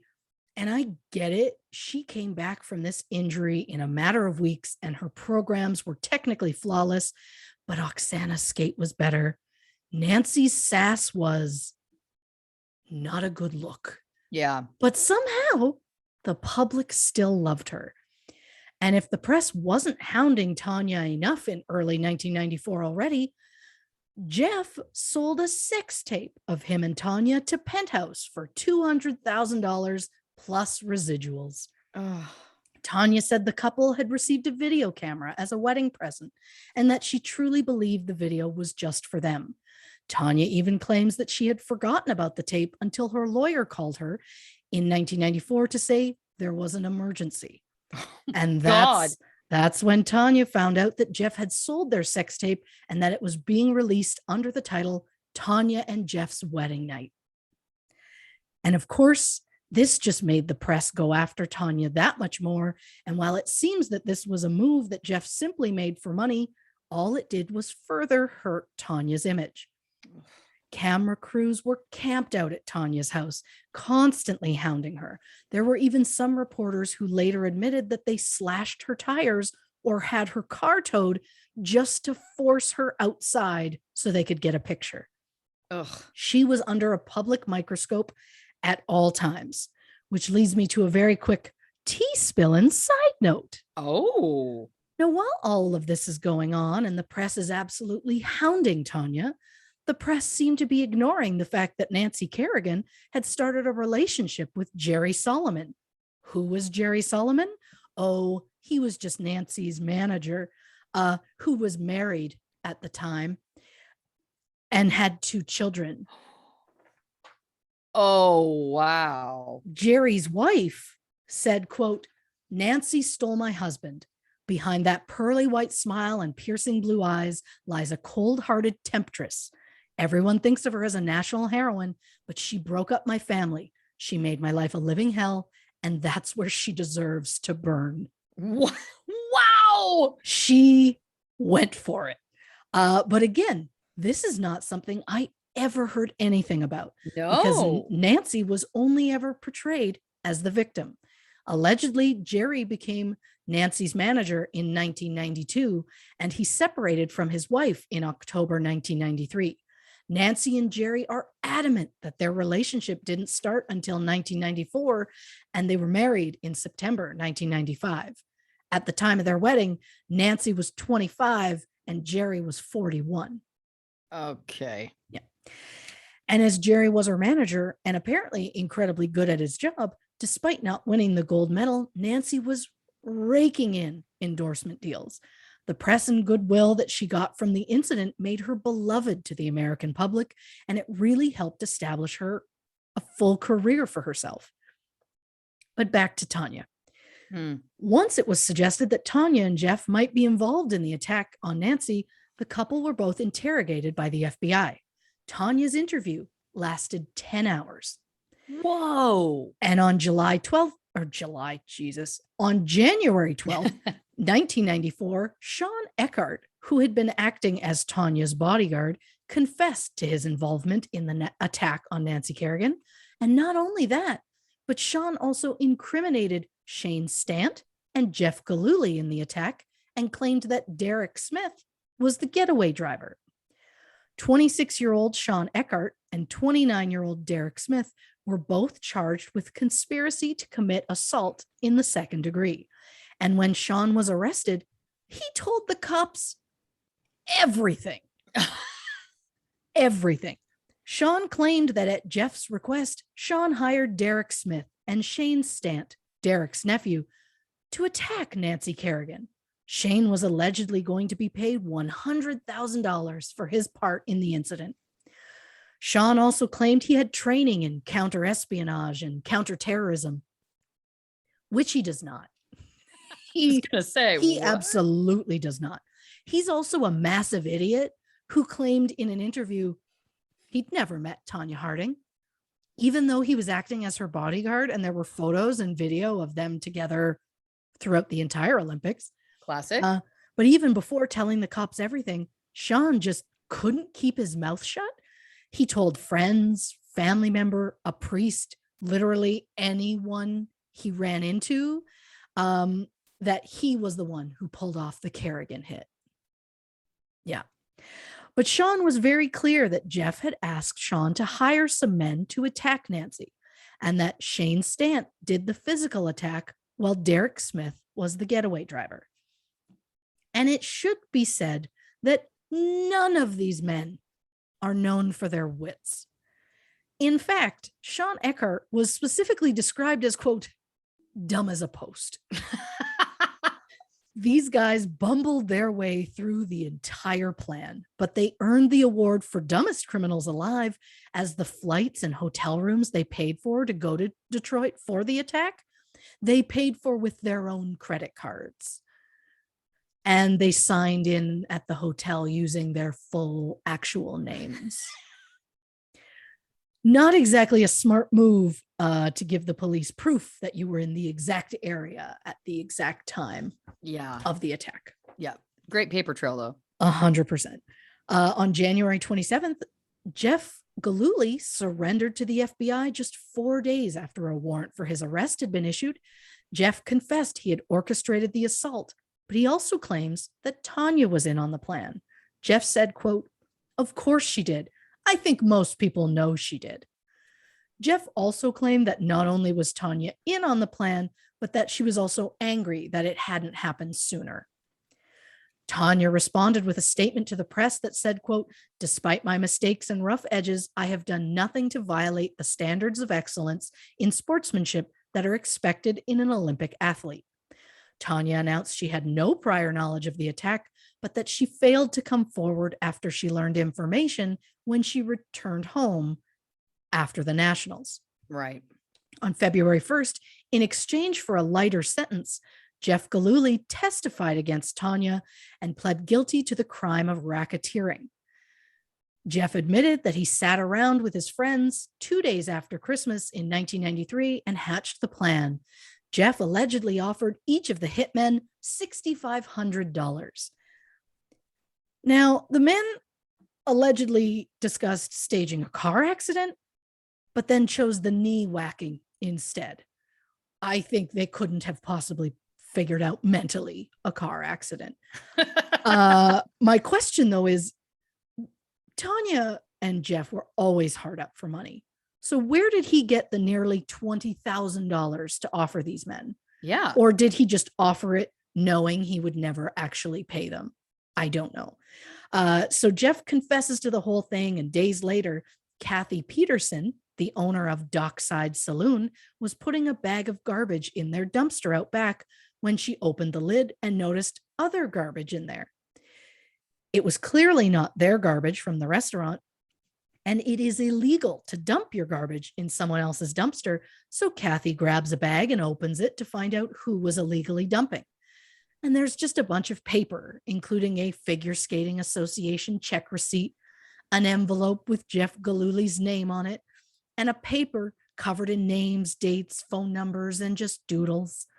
Some of the writing on the paper included both the location and times when Nancy Kerrigan was scheduled to practice. Tonya claims she never wrote it and that she'd never seen the paper before. A handwriting expert was brought in who said, "That writing matches Tonya's." When asked if Nancy and her manager believed that Tonya was involved in the attack, Nancy's manager said, quote, "Nancy had the benefit of reading the FBI documents, so she has a pretty good understanding of exactly what was going on. Interpret that in any way you want." You cheated on your wife, bastard. Like, we already don't care what you have to say. Yeah. Tonya told the FBI that she overheard Jeff and his friends talking about the attacks days after, but that she didn't say anything because Jeff and two men that she didn't know allegedly raped her at gunpoint to keep her quiet. This was the second time that Tonya says she was sexually assaulted, as she had been the victim of an acquaintance rape in 1991. Which that is all I know about that particular thing. And I also don't think we want to go into it further anyway. Yeah. And yeah, this jersey's hot, but like Reed Low hot, done. Stop. Hello. Stop. Hello. I just like, he came in. I can't. You're right. He's the new Reed Low, because I'm thinking he's the new Frakes. You just said Reed Low instead of Frakes. I don't even know what I'm saying anymore. You're right. He's the new Frakes. I've lost my mind. I mean, Frakes, you're still there, bud. But wow. How the mighty do fall. Mentally, I have reverted back to that kid. I can say that. I was maybe like 19 or 20. That kid standing in that store and being like, "Is that? Oh my God. Is he? What do I do?" And the answer is not help him. Like, just leave him to his own devices. And my boss was there, and he was there to speak with her. But like, I had like a full this for like 20 minutes, like crouched over trying to breathe. And it's all coming back to me. It's all coming back. It's all coming back to her now. Can't pay for it. All right, moving on. No, we can't. So Tonya would later claim about 1 to 2 months prior to the attack, she overheard Jeff and his friends saying, quote, maybe we should take someone out so she can make the team, which is not the story she originally told police, but also at the same time, you didn't think she could make the fucking team on her own? Be supportive. Yeah, that's weird. On March 16th, 1994, Tonya accepted a plea bargain in which she pleaded guilty to conspiracy to hinder prosecution. Tonya was sentenced to 3 years supervised probation, 500 hours of community service, $100,000 state fine, and tasked with setting up a $50,000 fund to benefit the Special Olympics. She was also required to reimburse the Multnomah County Prosecutor's Office $10,000 in legal fees, undergo psychiatric examination, and participate in court-ordered treatment. On June 30th, 1994, the United States Figure Skating Association Disciplinary Board stripped Tonya of her U.S. championship title that she had earned in January and banned Tonya from the U.S. FSA for life. And the worst part is, this whole incident skyrocketed the popularity of figure skating and made it a mainstream popular American sport, which meant that it allowed for figure skating tours to be sold out and for skaters to make a lot of money. Suddenly, figure skaters were on the cover of magazines and on talk shows. They became overnight celebrities, and most of them financially profited off of it, except for Tonya Harding. But Tonya had nothing else to fall back on. She dedicated her whole life to skating, and now she wouldn't be able to reap the benefits that her fellow skaters were earning. But somehow, despite the ban, which I never figured out how this happened, Tonya later competed at the ESPN Pro Skating Championship in 1999, and she placed second. Huh. Well, I think that's because it's professional, and I think I assume it's technically, different than the FSA or yeah, I assume that's the loophole, but must be. And what else happened to Tonya after the whole scandal? I thought you'd never ask. So to answer that question, we bring to my section that I've entitled, Where Are They Now? Where are they now? Yeah, I need to hit a button, and I know. I don't even need the button. I've got you. Well, so I'm going to go through some of these folks because we all want to know. We all want to know. Yep. Nancy Kerrigan and her husband, Jerry Solomon, are still together. Wow. The couple have 3 children. Wow. Apparently they battled years of infertility and, losses, and it was a whole thing, but they have 3 children. I don't know what's going on with the 2 children he had with his previous wife. After the Olympics, Nancy turned professional, focusing her career on ice shows. She appeared in shows such as Ice Wars, Champions on Ice, Broadway on Ice, and an ice show adaptation of the musical Footloose.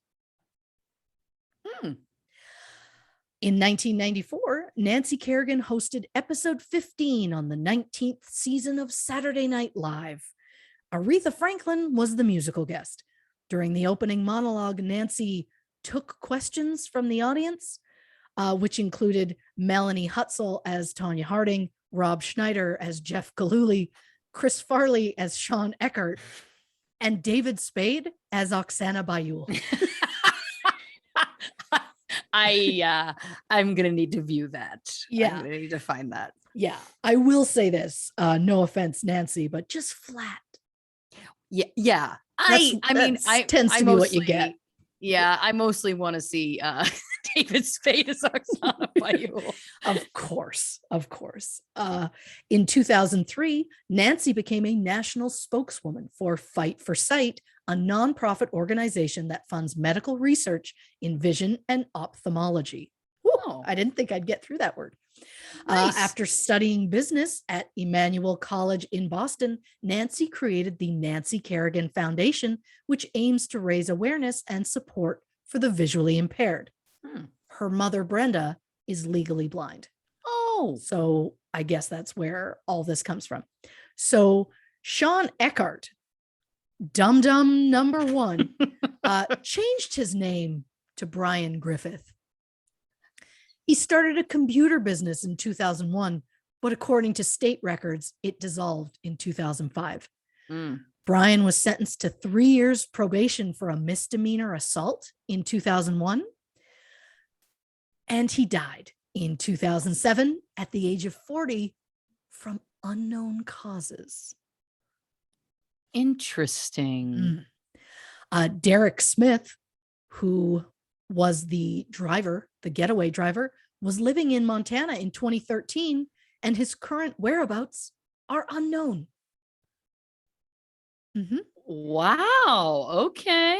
Shane Stant, who was the gentleman who actually did the physical assault, served 14 months in prison for the attack on Nancy Kerrigan. He currently lives in Southern California, and that is all the information the internet has about him. I don't know if he changed his name or not, but everywhere else seemed to let me know when other people change their names. So I don't like that the most violent of them, but also one of the other idiots, because he is the guy who smashed a glass door open with his own face. Right. I just don't like that he's just running around doing stuff. Jeff Gillooly was released from prison in March 1995. And when he realized the notoriety that came with his name, he changed his name to Jeff Stone. In the years since, he's been arrested on charges of assault, DUI, and driving with a suspended license. He has also declared bankruptcy, been sued almost a dozen times, and has been dealt multiple restraining orders. In 1991, while he was still married to Tonya, Jeff met Nancy Sharkey while she was giving him a manicure at her salon. I have a lot of questions. Jeff and Nancy got married on August 17th, 1995, and shortly after opened Nancy Nicole's hair and tanning salon. The couple had a daughter, Haley, in 1996 and a son, Noah, in 1997. Years later, Nancy died by suicide after years of battling substance abuse. Jeff married Christy Navaggio in 2012. He is currently a car salesman. And the last thing I'm going to say about Jeff is a quote from an interview he did. Quote, "The most common question I'm ever asked, if it comes up, do you regret what you did? I guess that's kind of a yes and no question. Yes, it was pretty darn stupid. It was pretty ridiculous. But in the same instance, I'm a big believer in how you lay out your life and how each step you take, each opportunity you use, whether for good or for bad, kind of leads you down the road. I'm really happy with my life. I'm really happy with the way it's turned out. I've got 2 beautiful kids with my ex-wife, and I've got a lot of good friends. What's there to regret? Not much." Other than ruining Tanya's life and career and all of the above, and the abuse and the arrests, and wow. Okay. Yeah. He's a winner. Tanya's father, Albert, unfortunately passed away April 1st, 2009 at the age of 76. Tanya's mother, Lavana, is now known as Sandy Golden. Okay. Which was the last name of her 5th husband. And it's believed she's been married at least 7 times, but I can't confirm or deny. After the Kerrigan attack, Lavana allegedly sold baby pictures of Tonya to the press and even once got paid to wear a wire in the hopes that Tonya would confess to her involvement. Just a garbage human. After that, Tonya and Lavana's relationship became non-existent. At the end of I, Tonya, it gives an update on where certain people from the story are now. And the mention of her mother says, quote, "Last Tonya heard, Lavana was living in Washington State behind a porn shop." Does she live behind a porn shop? I don't know. It drives me crazy. She's such a huge part of the story, and yet there's just so little about her out there. So for the most part, Lavana is living a fairly quiet life. I guess but Tonya has zero interest in any relationship with her. Yeah. Tonya has always said, quote, "I wasn't going to grow up like my mother. I was going to be better." After the events in 1994, Tonya's life was a real roller coaster. In 1995, Tonya fronted a girl band called the Golden Blades. Wow. They even once appeared as a warm-up act for Kool and the Gang. Unfortunately, their music was drowned out by booing, and after 3 songs, they had to leave the stage due to a flurry of bottles being thrown at them. Oh, and did I mention the event was a fundraiser for muscular dystrophy? Oh my God. Oh my God. The idea that it was so bad that people booed at a charity event. My favorite quote regarding Tonya's singing was, quote, "She got to the point where she was pretty good, but well, she's a skater." Oof. Also in 1995, Tonya married a naval electric engineer named Michael Smith. Unfortunately, the marriage only lasted 99 days. As Tonya said, quote, "He hit me, pushed me down the stairs. We went for counseling with a pastor for a month, but that didn't work, so I filed for divorce. I was never going to let that happen to me again." The couple divorced officially in 1996. After the end of her second marriage, Tonya started to have regular sessions with a psychologist who prescribed her antidepressants. When mentioning the psychologist, Tonya quickly adds, "Well, not because I was wacky, because I'd been raped and abused." And now I only wanted to say this particular point because I know that seeking professional help has this huge stigma to it. But if talking to a professional is what you need, there should not be any shame in it. So I find it just so sad that she felt she had to give a reason for entering therapy. 1, it's not our business. 2, you've seen some shit. 3, if it makes you feel better, fine. But it was how quickly she was like, "Well, I'm not crazy." Like, well, I'm developing of course, a theory in my mind here, but yes, I mean, therapy is nothing anybody should be ashamed of, certainly. But it appears that perhaps her perception of that is different. 100%. I'm just saying, like, the overarching stigma on therapy is bullshit. Yeah. And I know I've already said that we need to let go of judging or asking about someone's weight, but now I'm asking for us to also let go of the stigma on therapy, because I'm never going to stop asking humans to be better. Yeah. That's where I'm at. Yes. In 1996, Tonya had a small part in a movie called Breakaway. I chose not to see it. I didn't have the time anyway, but for some reason, I feel like Tonya probably prefers that I didn't. So I'm just going to let that go.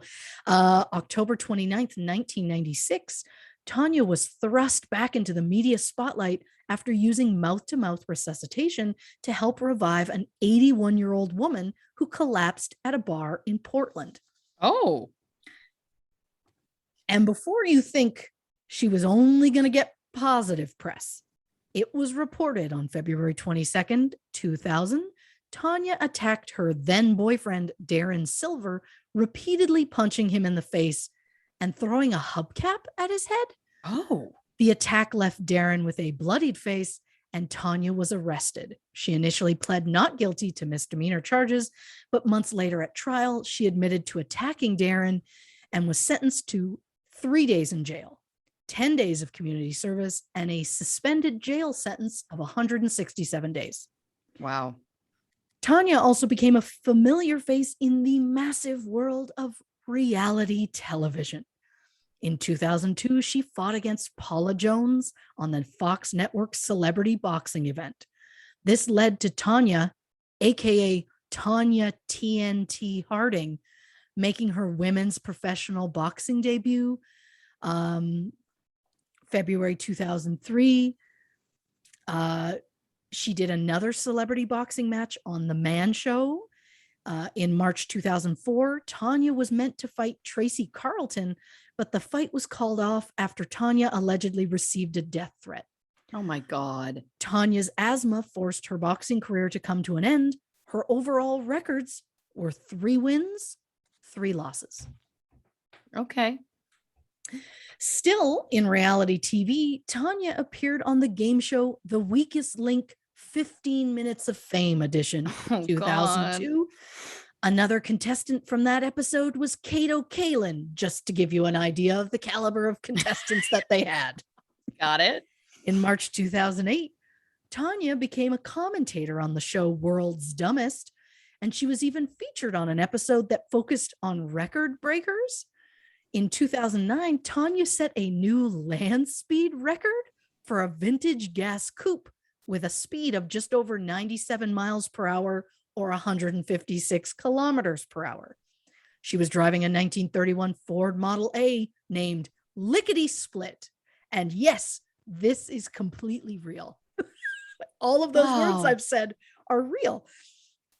In 2018, Tonya was a contestant on season 26 of Dancing with the Stars. It was a special athletes edition. And she finished in 3rd place. Okay. Fun competitive side note. Nancy Kerrigan was a contestant on season 24 of Dancing with the Stars. She placed 6th or 7th.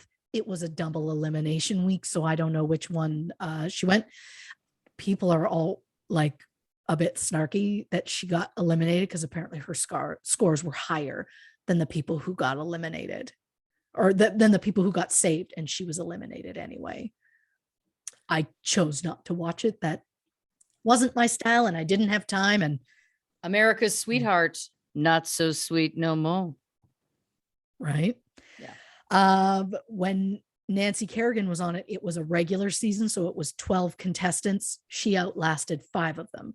Tonya's season, there was only 10 contestants, but she outlasted 7 of them.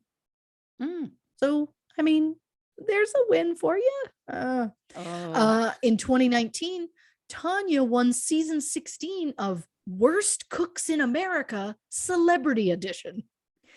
In August 2019, Harding was seen in a television commercial promoting direct auto insurance. And we can't talk about Tonya's life since the incident without mentioning I, Tonya. In 2014, screenwriter Stephen Rogers watched an ESPN documentary about Tonya, and he was intrigued. He reached out to her and offered her $1,500 for her whole life story. He said it would be more if the movie actually got made. I, Tonya was released in 2017 and stars Margot Robbie as Tonya, Allison Janney as Tonya's mother, Lavana, and the most generous casting of all, Sebastian Stan as Jeff Gillooly. Jeff, you are no Sebastian, and you never will be. That's where we're at. Allison Janney, who I love, shout out to Allison Janney, won a BAFTA, SAG Award, Golden Globe, and an Oscar for her performance as Lavana. Outside of television, Tonya has worked as a welder, a painter, and a hardware sales clerk at Sears. Currently, Tonya is a landscaper, deck builder, and house painter living in Washington State. She married Joseph Price on June 23rd, 2010. They met at a restaurant called Timbers, where Tonya was having drinks with friends, and Joseph, who works in heating and air conditioning, was singing karaoke. What song was he singing? Great Balls of Fire. Hello. Synergy. Synergy. If you don't know why that's synergy, dear listeners, check out the Jerry Lee Lewis episode. There you go. I rage a lot in that episode. It's nice. Yeah. Sometimes you just have to get it out. Tonya said she proposed within weeks of meeting Joseph and that she was pregnant within those same weeks. The couple had a son named Gordon on February 19th, 2011. And the part that wrecked me the most about I, Tonya is at the very end, it says, quote, Tonya wants everyone to know she's a good mother. I'm sure she does. Which is, you know. She has an MO. Mm-hmm. Tonya has said Lavana has never met her grandson and that Tonya has no plans to ever change that. She said, quote, I don't want her anywhere near me.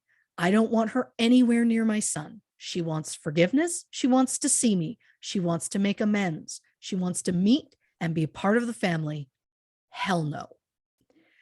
So yeah, there's still a lot of anger there. In interviews, when Tonya talks about her mother or Nancy Kerrigan, she flies into a rage like at the blink of an eye. She once said, quote, "When I'm being a bitch, people will know where I got it from." So there's that. Tonya said, quote, "With my husband and my son, I got my second chance in life to be loved and to be happy." So once again, we're talking about a woman who just desperately wanted to be loved, but in the end got treated poorly by those who were closest to her. And since we've caught up with the main characters of this story to find out where they are now, I thought we should do the same for the 1994 incident. And I know what you're thinking. An incident can't be doing something new, Christy. It happened in the past. And I get that. But sometimes something happens that has such an incredible impact on pop culture or the media or the world in general. So we're going to call this section, I might be a little too dramatic, maybe because I've put it all in caps, legacy. I'm losing it. I like it. The 1994 attack, I have said this before, but I'm saying it again just to prove the point. It skyrocketed the popularity of figure skating, and it made a mainstream, popular American sport out of it. This allowed figure skating tours to be sold out. Skaters were making tons of money. Barack Obama, shout out Barack and Michelle. Yeah. He referenced the incident in his speech during the primaries in 2008. He said that people told him, quote, his only chance, he's got to kneecap him. He's got to do a Tonya Harding on the front runner. Be better, Barack. That's where she's at. Mm-hmm. The attack also inspired a novel, several documentaries, an award-winning movie, an episode of Seinfeld. I never thought I'd say these words. And an opera. Hello. Tonya and Nancy, the rock opera, premiered in Oregon in 2008. Mm-hmm. They enjoyed a sold-out run at the 2015 New York Musical Theater Festival. The musical is described as, quote, a darkly comedic original musical done with a great deal of heart. This work of fiction inspired by actual events utilizes the 1994 Tonya Harding, Nancy Kerrigan media scandal to explore America's obsession with celebrity scandals and the amazing amount of pressure put on young athletes by society's go for gold at all costs attitude. A rocking score and a collection of characters that are sure to take audience members on a bizarre trip down memory lane rounds out a truly unique theatrical experience. And apparently, there was also Tonya Harding, the musical. It was performed at the UCB Theater in Los Angeles. As opposed to the rock opera, the musical says it is a, quote, comedy based in Los Angeles about the infamous and harrowing story of Tonya Harding, told from her perspective. The hour-long show is no longer performed live, but it can be found on YouTube. And all I'm going to say about it is I didn't last a full 2 minutes. We're all doing our best. We are. And if 2 musicals weren't enough, there is also the Tonya Harding and Nancy Kerrigan 1994 Museum. Oh. 2 comedians who prefer the term performers were watching an ESPN documentary about Tonya when they decided to create a Kickstarter in order to open a museum in their apartment in Williamsburg. They ended up raising more than $2,000. The museum is just literally stuff hung on a wall in the hallway of their apartment. There are magazines from the 90s, Nancy Kerrigan trading cards, a triple axle diorama, old issues of skating magazines, and even a comic book titled the Galooly, which was named after Tonya's ex-husband, Jeff. But since it's in their actual apartment, they won't give the location out openly.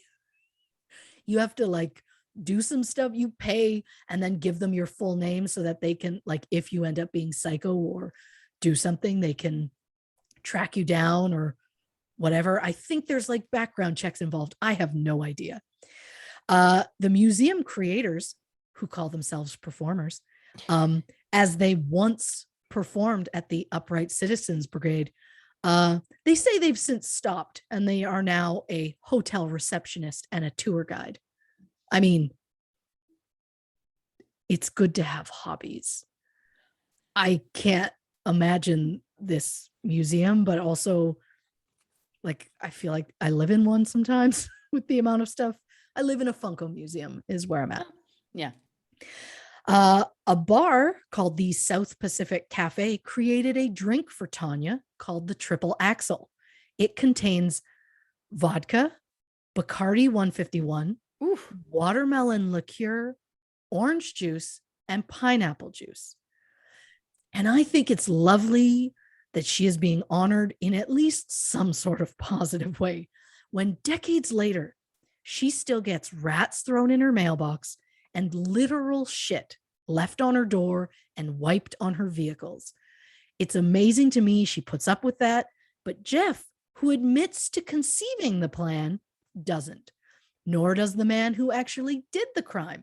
And yes, I know that Jeff changed his name, but literally any time you Google something about Jeff Galooly, the first thing that comes up is he changed his name to Jeff Stone. So it's easy to find him, is my point. So I don't think the name change helped him hide in any way. No. What I do think is the public chose to vilify the woman. And I'm not saying she was completely innocent, because we'll never know exactly what she did or did not know. But it's definitely an issue that the world has chosen to focus all of their hate and anger on the only woman involved in that. And just know that I'm not excusing what Tonya may or may not have done. I'm just saying the men in this case who were actually there and physically did this had a lighter sentence than Tonya did. I think Jeff summed it up nicely when he said, quote, "She'll never be remembered for how wonderful a figure skater she was. She'll be remembered for what I talked her into doing." Reporting for True Crime and Cocktails, I'm ya bitch. Yes, you are, baby. Yeah. Wow. What a quote indeed. Listen, Yeah. I have so many things. My psychologist hat is burning a hole in my scalp. It can't wait to say its piece. We're going to take another quick break. I have to hit the can again, and we're going to be right back to sum up our thoughts on this episode about Tonya Harding on True Crime and Cocktails. Welcome back to this episode of True Crime and Cocktails. Of course, we are discussing Tonya Harding. I have taken a lot of chaotic notes, as I am wont to do on this show. Sure. So I'm going to try and make my way through as best I can. It's that I never know what's going to become relevant to me later. So I feel like I have to take notes on everything. And then it's like, I need to start, you know, my God, it's like, where do I even start these? Okay, hold on. All right. I mean, obviously I want to get into my personal thoughts about what's going on with Tonya Harding. Again, I know I am not a licensed professional and I should not be giving out diagnoses whatsoever. Can I allude or speculate to what I think may be possibly going on? Of course. Yes, I will. I will, because it's what we do here. It is. Okay. Couple of things first, very quickly. Poor Michelle Kwan. So she placed and then was supposed to go. And then they're like, just kidding. Nancy Kerrigan's going to go instead. Like, why didn't they send the three of them?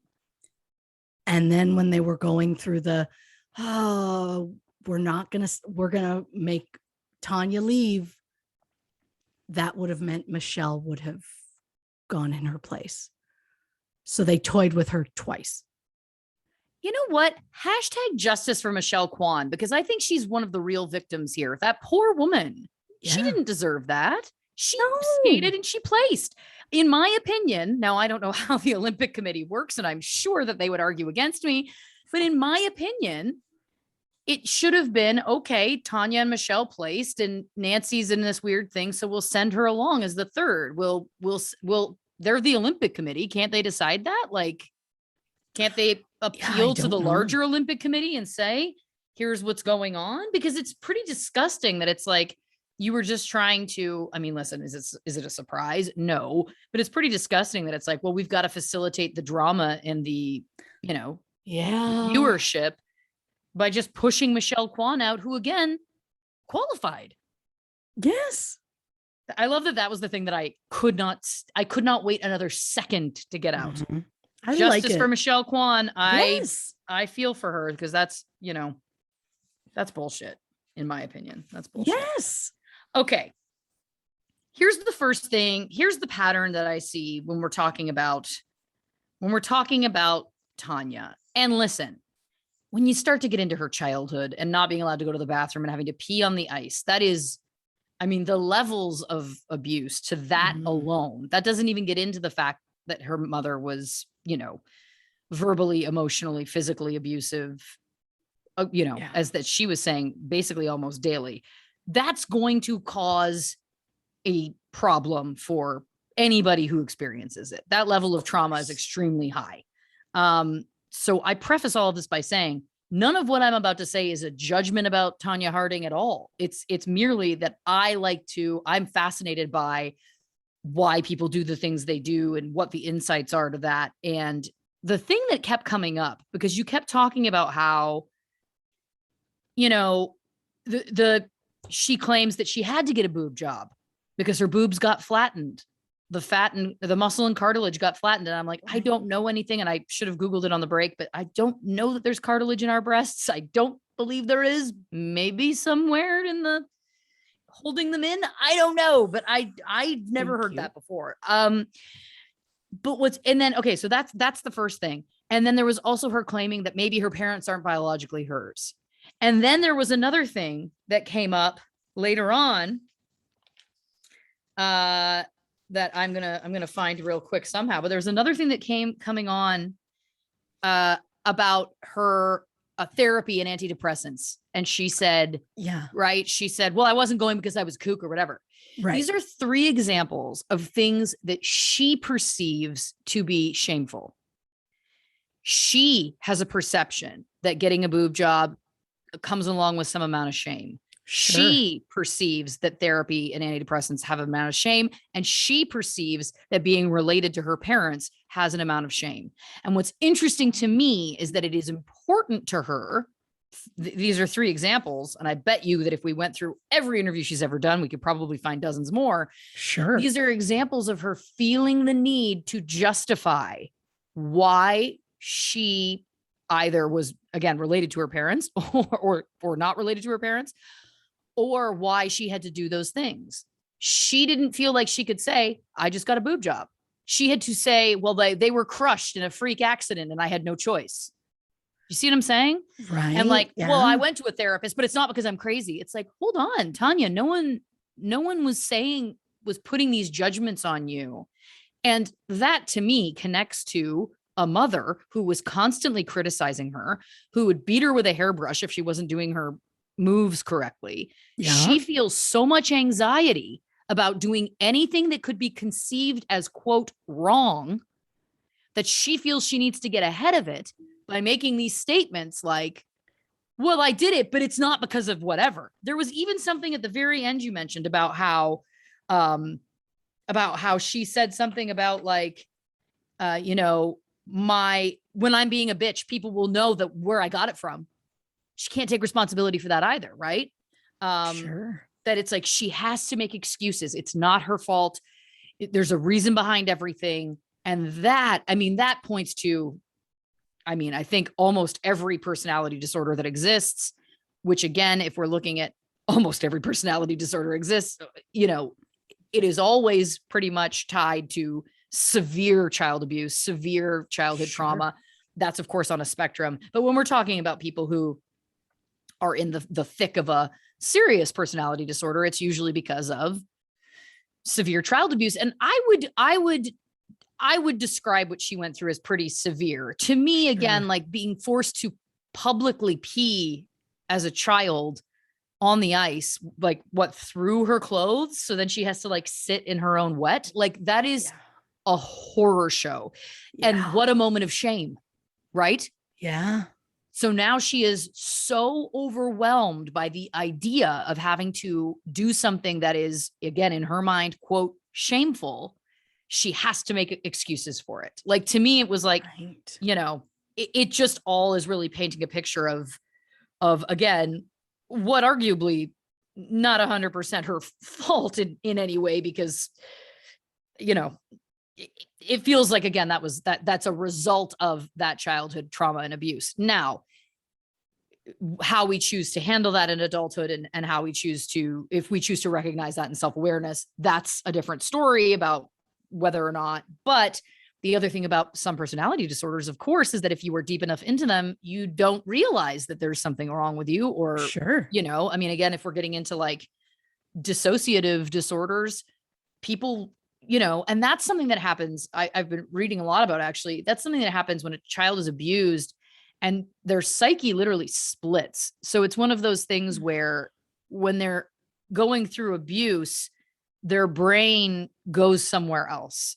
They disassociate from the situation. They take them, they take their mind out. So their body's there, but their mind isn't.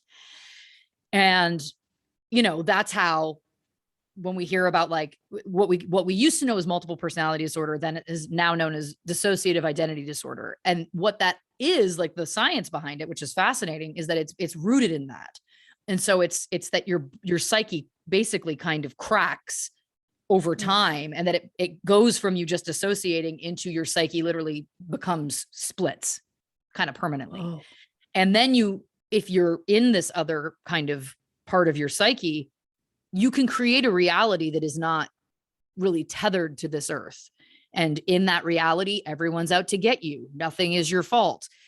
You perceive things in ways that are not real. Now, I'm not suggesting that she maybe has that going on for her, but I only bring it up because I've been reading about these things recently, and I just find it all fascinating. And the idea, again, that our brains, the way our brains try and protect us is by splitting and dissociating and doing all these things. And that's what our brains are trying to biologically, physically do to try and protect us from the abuse. But unfortunately, in trying to protect us, sometimes it harms us. You know what I mean? Right. Yeah. And I just think it's fascinating, again, that this is very sadly what so many people go through. I feel like, to different extents. But with her, again, the perfectionism that was instilled in her, the like, you're not good enough, you're fat, you're ugly. And then even when you're getting into the competition, and that her clothes weren't good enough, and you know, that she was not winning because of something like that. Like, there's so much shame associated with her life. Then as an adult, her husband sells a sex tape of the two of them. I mean, this woman, again, has just at every turn been shamed for existing. And she's an exception. She is an exceptional skater. She is exceptional in what she is good at. And then think about also, as you said before, the one thing she always had was her skating. And then that got taken away from her throughout all of this. And listen, to your point, we'll never know how much she was involved or wasn't involved. Who knows? But we do know that she didn't physically do it. We know that much. Right. And the idea that this woman who has lived a lifetime of abuse at, you know, the hands of her parents, of her brother or stepbrother, half brother, I can't remember, Chris Davison, her husband, her next husband, you know, the fact that the one outlet that she had, which was still difficult because she was getting, you know, chastised for the outfits, et cetera. The fact that that was taken away from her, and that they took her championship title away from her.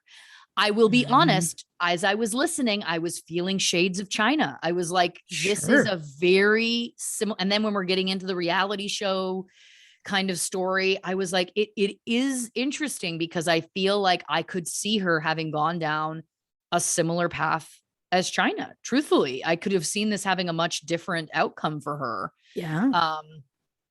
Which, you know, God bless that she is in this relationship now that hopefully is healthy, and she says that she's a good mother. Hopefully her husband and her child have grounded her, and that has given her, reasons to be, etc.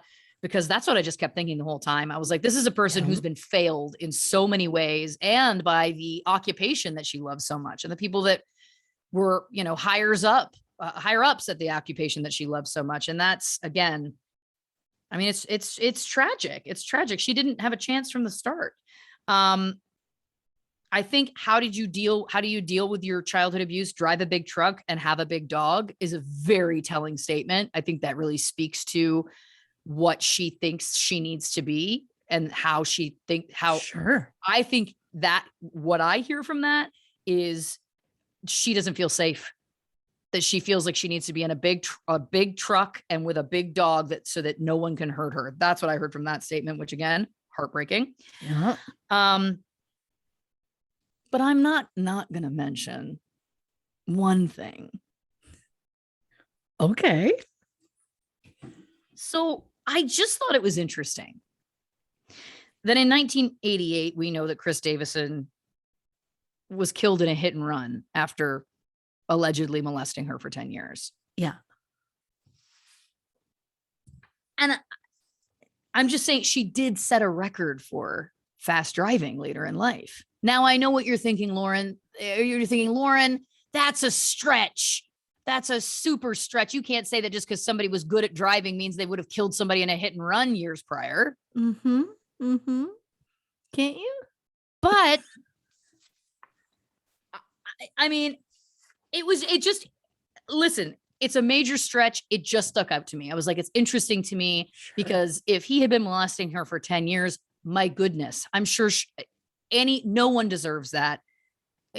That motherfucker, if that's what you're doing, may you rot. And I'm sure that she would have wanted to, justifiably would have wanted to. I'm not justifying killing anybody, but you know what I'm saying? The feelings could have been there, is my whole point. Right. I thought that was an interesting connection. I think it's also very interesting that, one of the people involved died in an unknown way, that another one involved is whereabouts are unknown. Derek's whereabouts are unknown. Sean died at 40 from unknown causes. It's interesting to me because, of course, the story that I would like to fictitiously write in my head is that she is vindicating. She's getting vengeance against all the men who wronged her in her life. I mean, she's like John Wick, but a woman. That's what I would, that's what I would. The dog is her childhood and her dreams. Oh, wow. Yeah. Yeah. But again, I am not actually suggesting that just because she set a record for driving a car fast in any way proves that she killed somebody in hit and run. Make no mistake, I'm not saying that. But it just made me think for a second that it was like, is it possible she could be connected to his hit and run death? Is it possible her dad was? Who knows? Is it possible that Jeff did it for the sake of because they were starting to see each other at that point?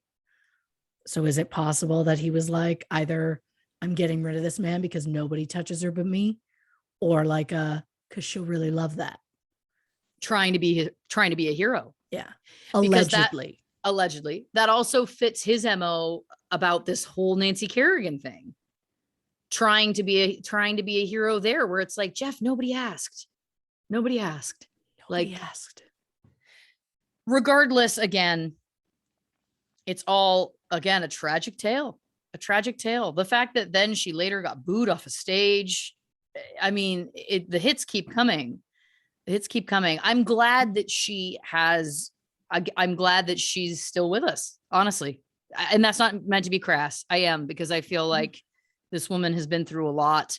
She suffered a lot that is not her fault. It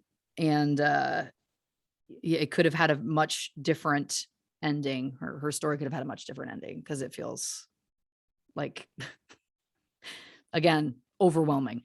But those were my thoughts. I like your thoughts, especially at the beginning when you were saying, listing all of these things and saying, well, look at these. Everything has an excuse as to why, she can't accept. Certain just basic facts. There were 2 skating competitions she did not do well in. And one, it was, well, my skate lace was broken. And then she did one where she ended up in 4th, I believe. And it was, well, if you watch the video, you can see like my skate blade is just like slightly off. And so it's a problem with my skate blade or whatever, and a problem with the equipment, or because in skating, you can only have so many equipment problems. Right. So it's like, you gotta invent things. It's definitely a pattern for her that seems pretty, and that's not an abnormal pattern for people who, again, and I'm not saying she has a personality disorder. I'm not saying that. I'm not a professional, but I'm saying that she has a level of abuse to have developed one. Absolutely. Whether it's borderline or something else, like and that's not her fault. And that is obviously a trait that goes along with that, which is understandable. Again, if you grew up as a child being badly abused all the time, you are going to want to make sure that you're not going to want to be to blame for anything, because you learned for years as a kid that if you did anything wrong, you were going to be getting a lot of trouble and a lot of physical pain. So again, like it's not again, there's no shame also for people who do have those diagnoses either. I mean, again, like it's just, again, for me, it's always just trying to figure out like what is the root of all these things, because it's fascinating how deeply our childhoods impact the rest of our lives. But yeah, that was just something that stood out to me. I was like, this is a person who can absolutely not take responsibility, who seems to have a very high aversion to things that she perceives to be shameful that other people may not, and that she needs to make sure that people know, well, it wasn't me, and there's a reason why. And that just says to me that I'm like, I think that there's stuff going on for her again. Oh, yeah. Which would make sense. Oh, 100%. I mean, all of it, like everything from her childhood, the fact that she's, like you said, the fact that she's still around after everything that she went through. I mean, again, people chose specifically her as the villain in all of this because it was a much cooler story to make it a cat fight between these complete polar opposite women, as opposed to 4 fucking men, idiots, if I may, concocted a really stupid plan and barely pulled it off. So it's like, how about any of them? Because I also feel like if she was like super involved in what went down in that specific attack, I think it would have been done better. Yeah. Yeah. I mean, yeah, I think you used the word bumbling at one point that felt very accurate. And I remember that when I watched I, Tonya as well, I remember that too, that they really kind of made it clear that these guys were not exactly, they weren't exactly pulling off a bank heist. Yeah. And that's frustrating too, because again, the narrative, as we talk about on this show so often, but the narrative for so long was about, women, they hate other women, and women cat fight and can't get along, and they're always, and it's like, first of all, not true. Second of all, that's a narrative that has existed to benefit the patriarchy, that has existed to keep women down. And I agree with you. I think this is a perfect example of that. I mean, think about this. Like, it seems to me, and maybe I'm wrong here, but it seems to me she was trying to get out of her abusive household with her mother and was like, first dude, great, I am out of here. And then he's abusive too, but it's like, well, what's worse?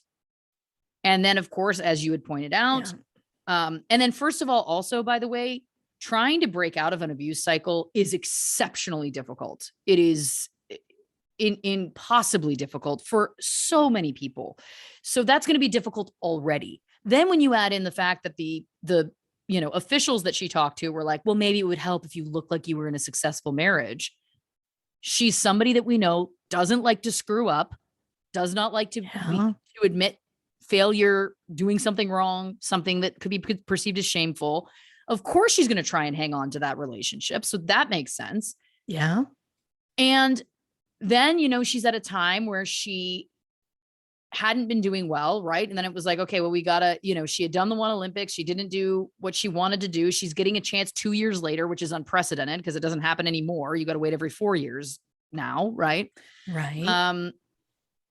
I could absolutely see Jeff Gillooly, whatever, however you pronounce it. I could absolutely see him being like shooting his mouth, being a dummy. They're all sitting around or whatever. And it's like, well, what we should do is just take out the competition, take out Nancy or whatever. And her being like, oh yeah, whatever. Or, her level of knowledge about it to being whatever degree. Then either, potentially getting on board. Like, it's like, well, maybe that isn't the worst idea. Well, maybe this would be something. Well, maybe this is whatever. Or not. But at the end of the day, I buy that the crime that she definitely committed was she definitely knew of something happening and didn't report it. That sounds plausible to me. In terms of whether it was her idea, it sounds like it wasn't, because from what Jeff has been saying publicly himself, it's like, well, I did this thing and it really ruined her life. So it feels like, if she did go along with it, there's also the possibility we don't know what their dynamic was at that time. We don't know that she wasn't like, it will be easier for my day to day if I just go along with this. We don't know. Right. Or it could have been that she was a mastermind going, yes, absolutely take her out. We don't know. But if anything, it feels to me again like her involvement, we definitely know, was not physically doing the attack, was not doing the getaway, putting her head through a glass door. And again, based on the things that Jeff has said, it sounds again like he takes responsibility for it, but again, also doesn't take responsibility. So is like, well, I don't really regret it because we all do things in life and whatever, but I did ruin her life. I did. And all because I did that thing. And it's like, so wait, you threw her under the bus in court. How much was she involved? Or did you just throw her under the bus to get yourself a lighter sentence? Of course. Because I could see that too. Right. 100%. And I also wonder if he sold that sex tape to try and get the money to pay those guys. Because you were like, how did he get that money? And then he's like, shit, they did it. Now I have to make good on this offer. How am I going to get that money fast? Great point. Yeah. Oh, yeah. Which is also so gross. Oh, God. Yeah. Oh, they're just all such idiots. And especially when you think of the fact that it didn't do at all what they wanted, because she was taken out of that competition, but she wasn't taken out of the Olympics. And because Tonya came in first, who knows what Nancy would have skated. Nancy could have come in second that day. Like, you don't know. Tonya, it could have still been the same for Tonya in the end. And then when they go to the Olympics, Tonya wouldn't have all of this hanging over her. And who knows what it'd have been. So it just feels to me, because in the end, it didn't do at all what they wanted. And all it did was destroy the one person it was supposed to help, that it's like, it was pointless. Totally pointless. Totally. And I also just have to say, wild that Nancy Kerrigan and her manager are still together. Oh, yeah. I did not think that length of a relationship would happen when, again, he was her manager in 92. He divorced in 93. They married in 95, going, well, we've only been together a year. And it's like, the wife very much so does not believe that. Yeah. So who knows? It's just, it's crazy that it's like, well, they're set for life, I guess. They were just like, this is it. And then they were done. It's fascinating.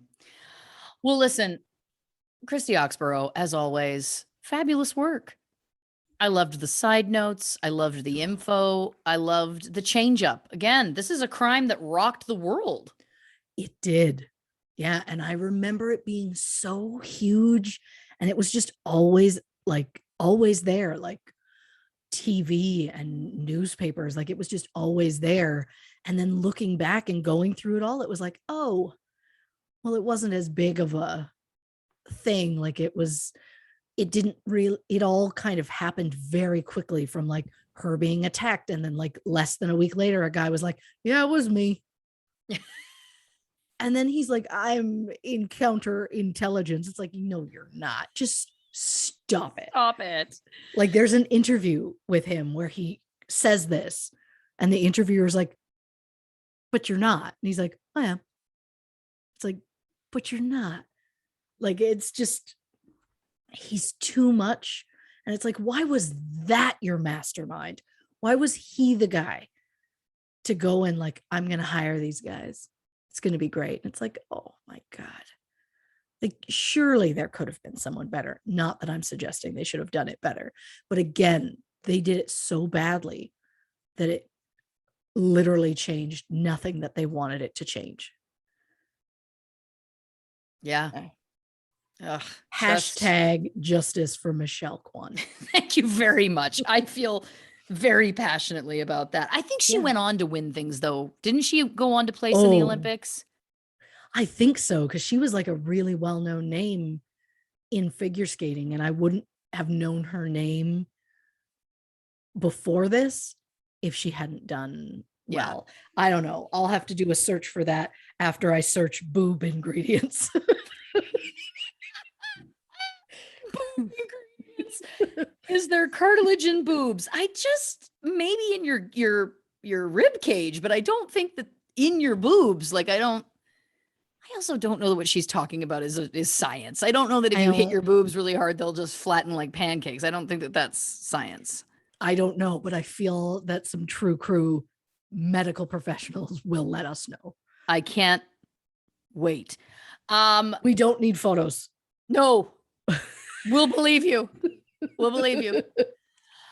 Thank you so much for listening to this episode of True Crime and Cocktails. We so appreciate all of your support. If you haven't already, give us a follow on social media on Instagram, Facebook, and YouTube at True Crime and Cocktails, Twitter at Not Detectives.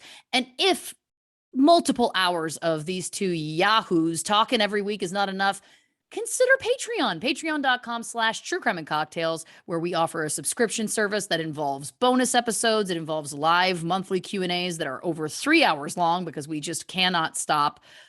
They're so much fun. We honestly just have the best time over there. And so it's a whole lot of fun if you want to check that out. Also, the only place to get official True Crime and Cocktails merch is truecrewmerch.com.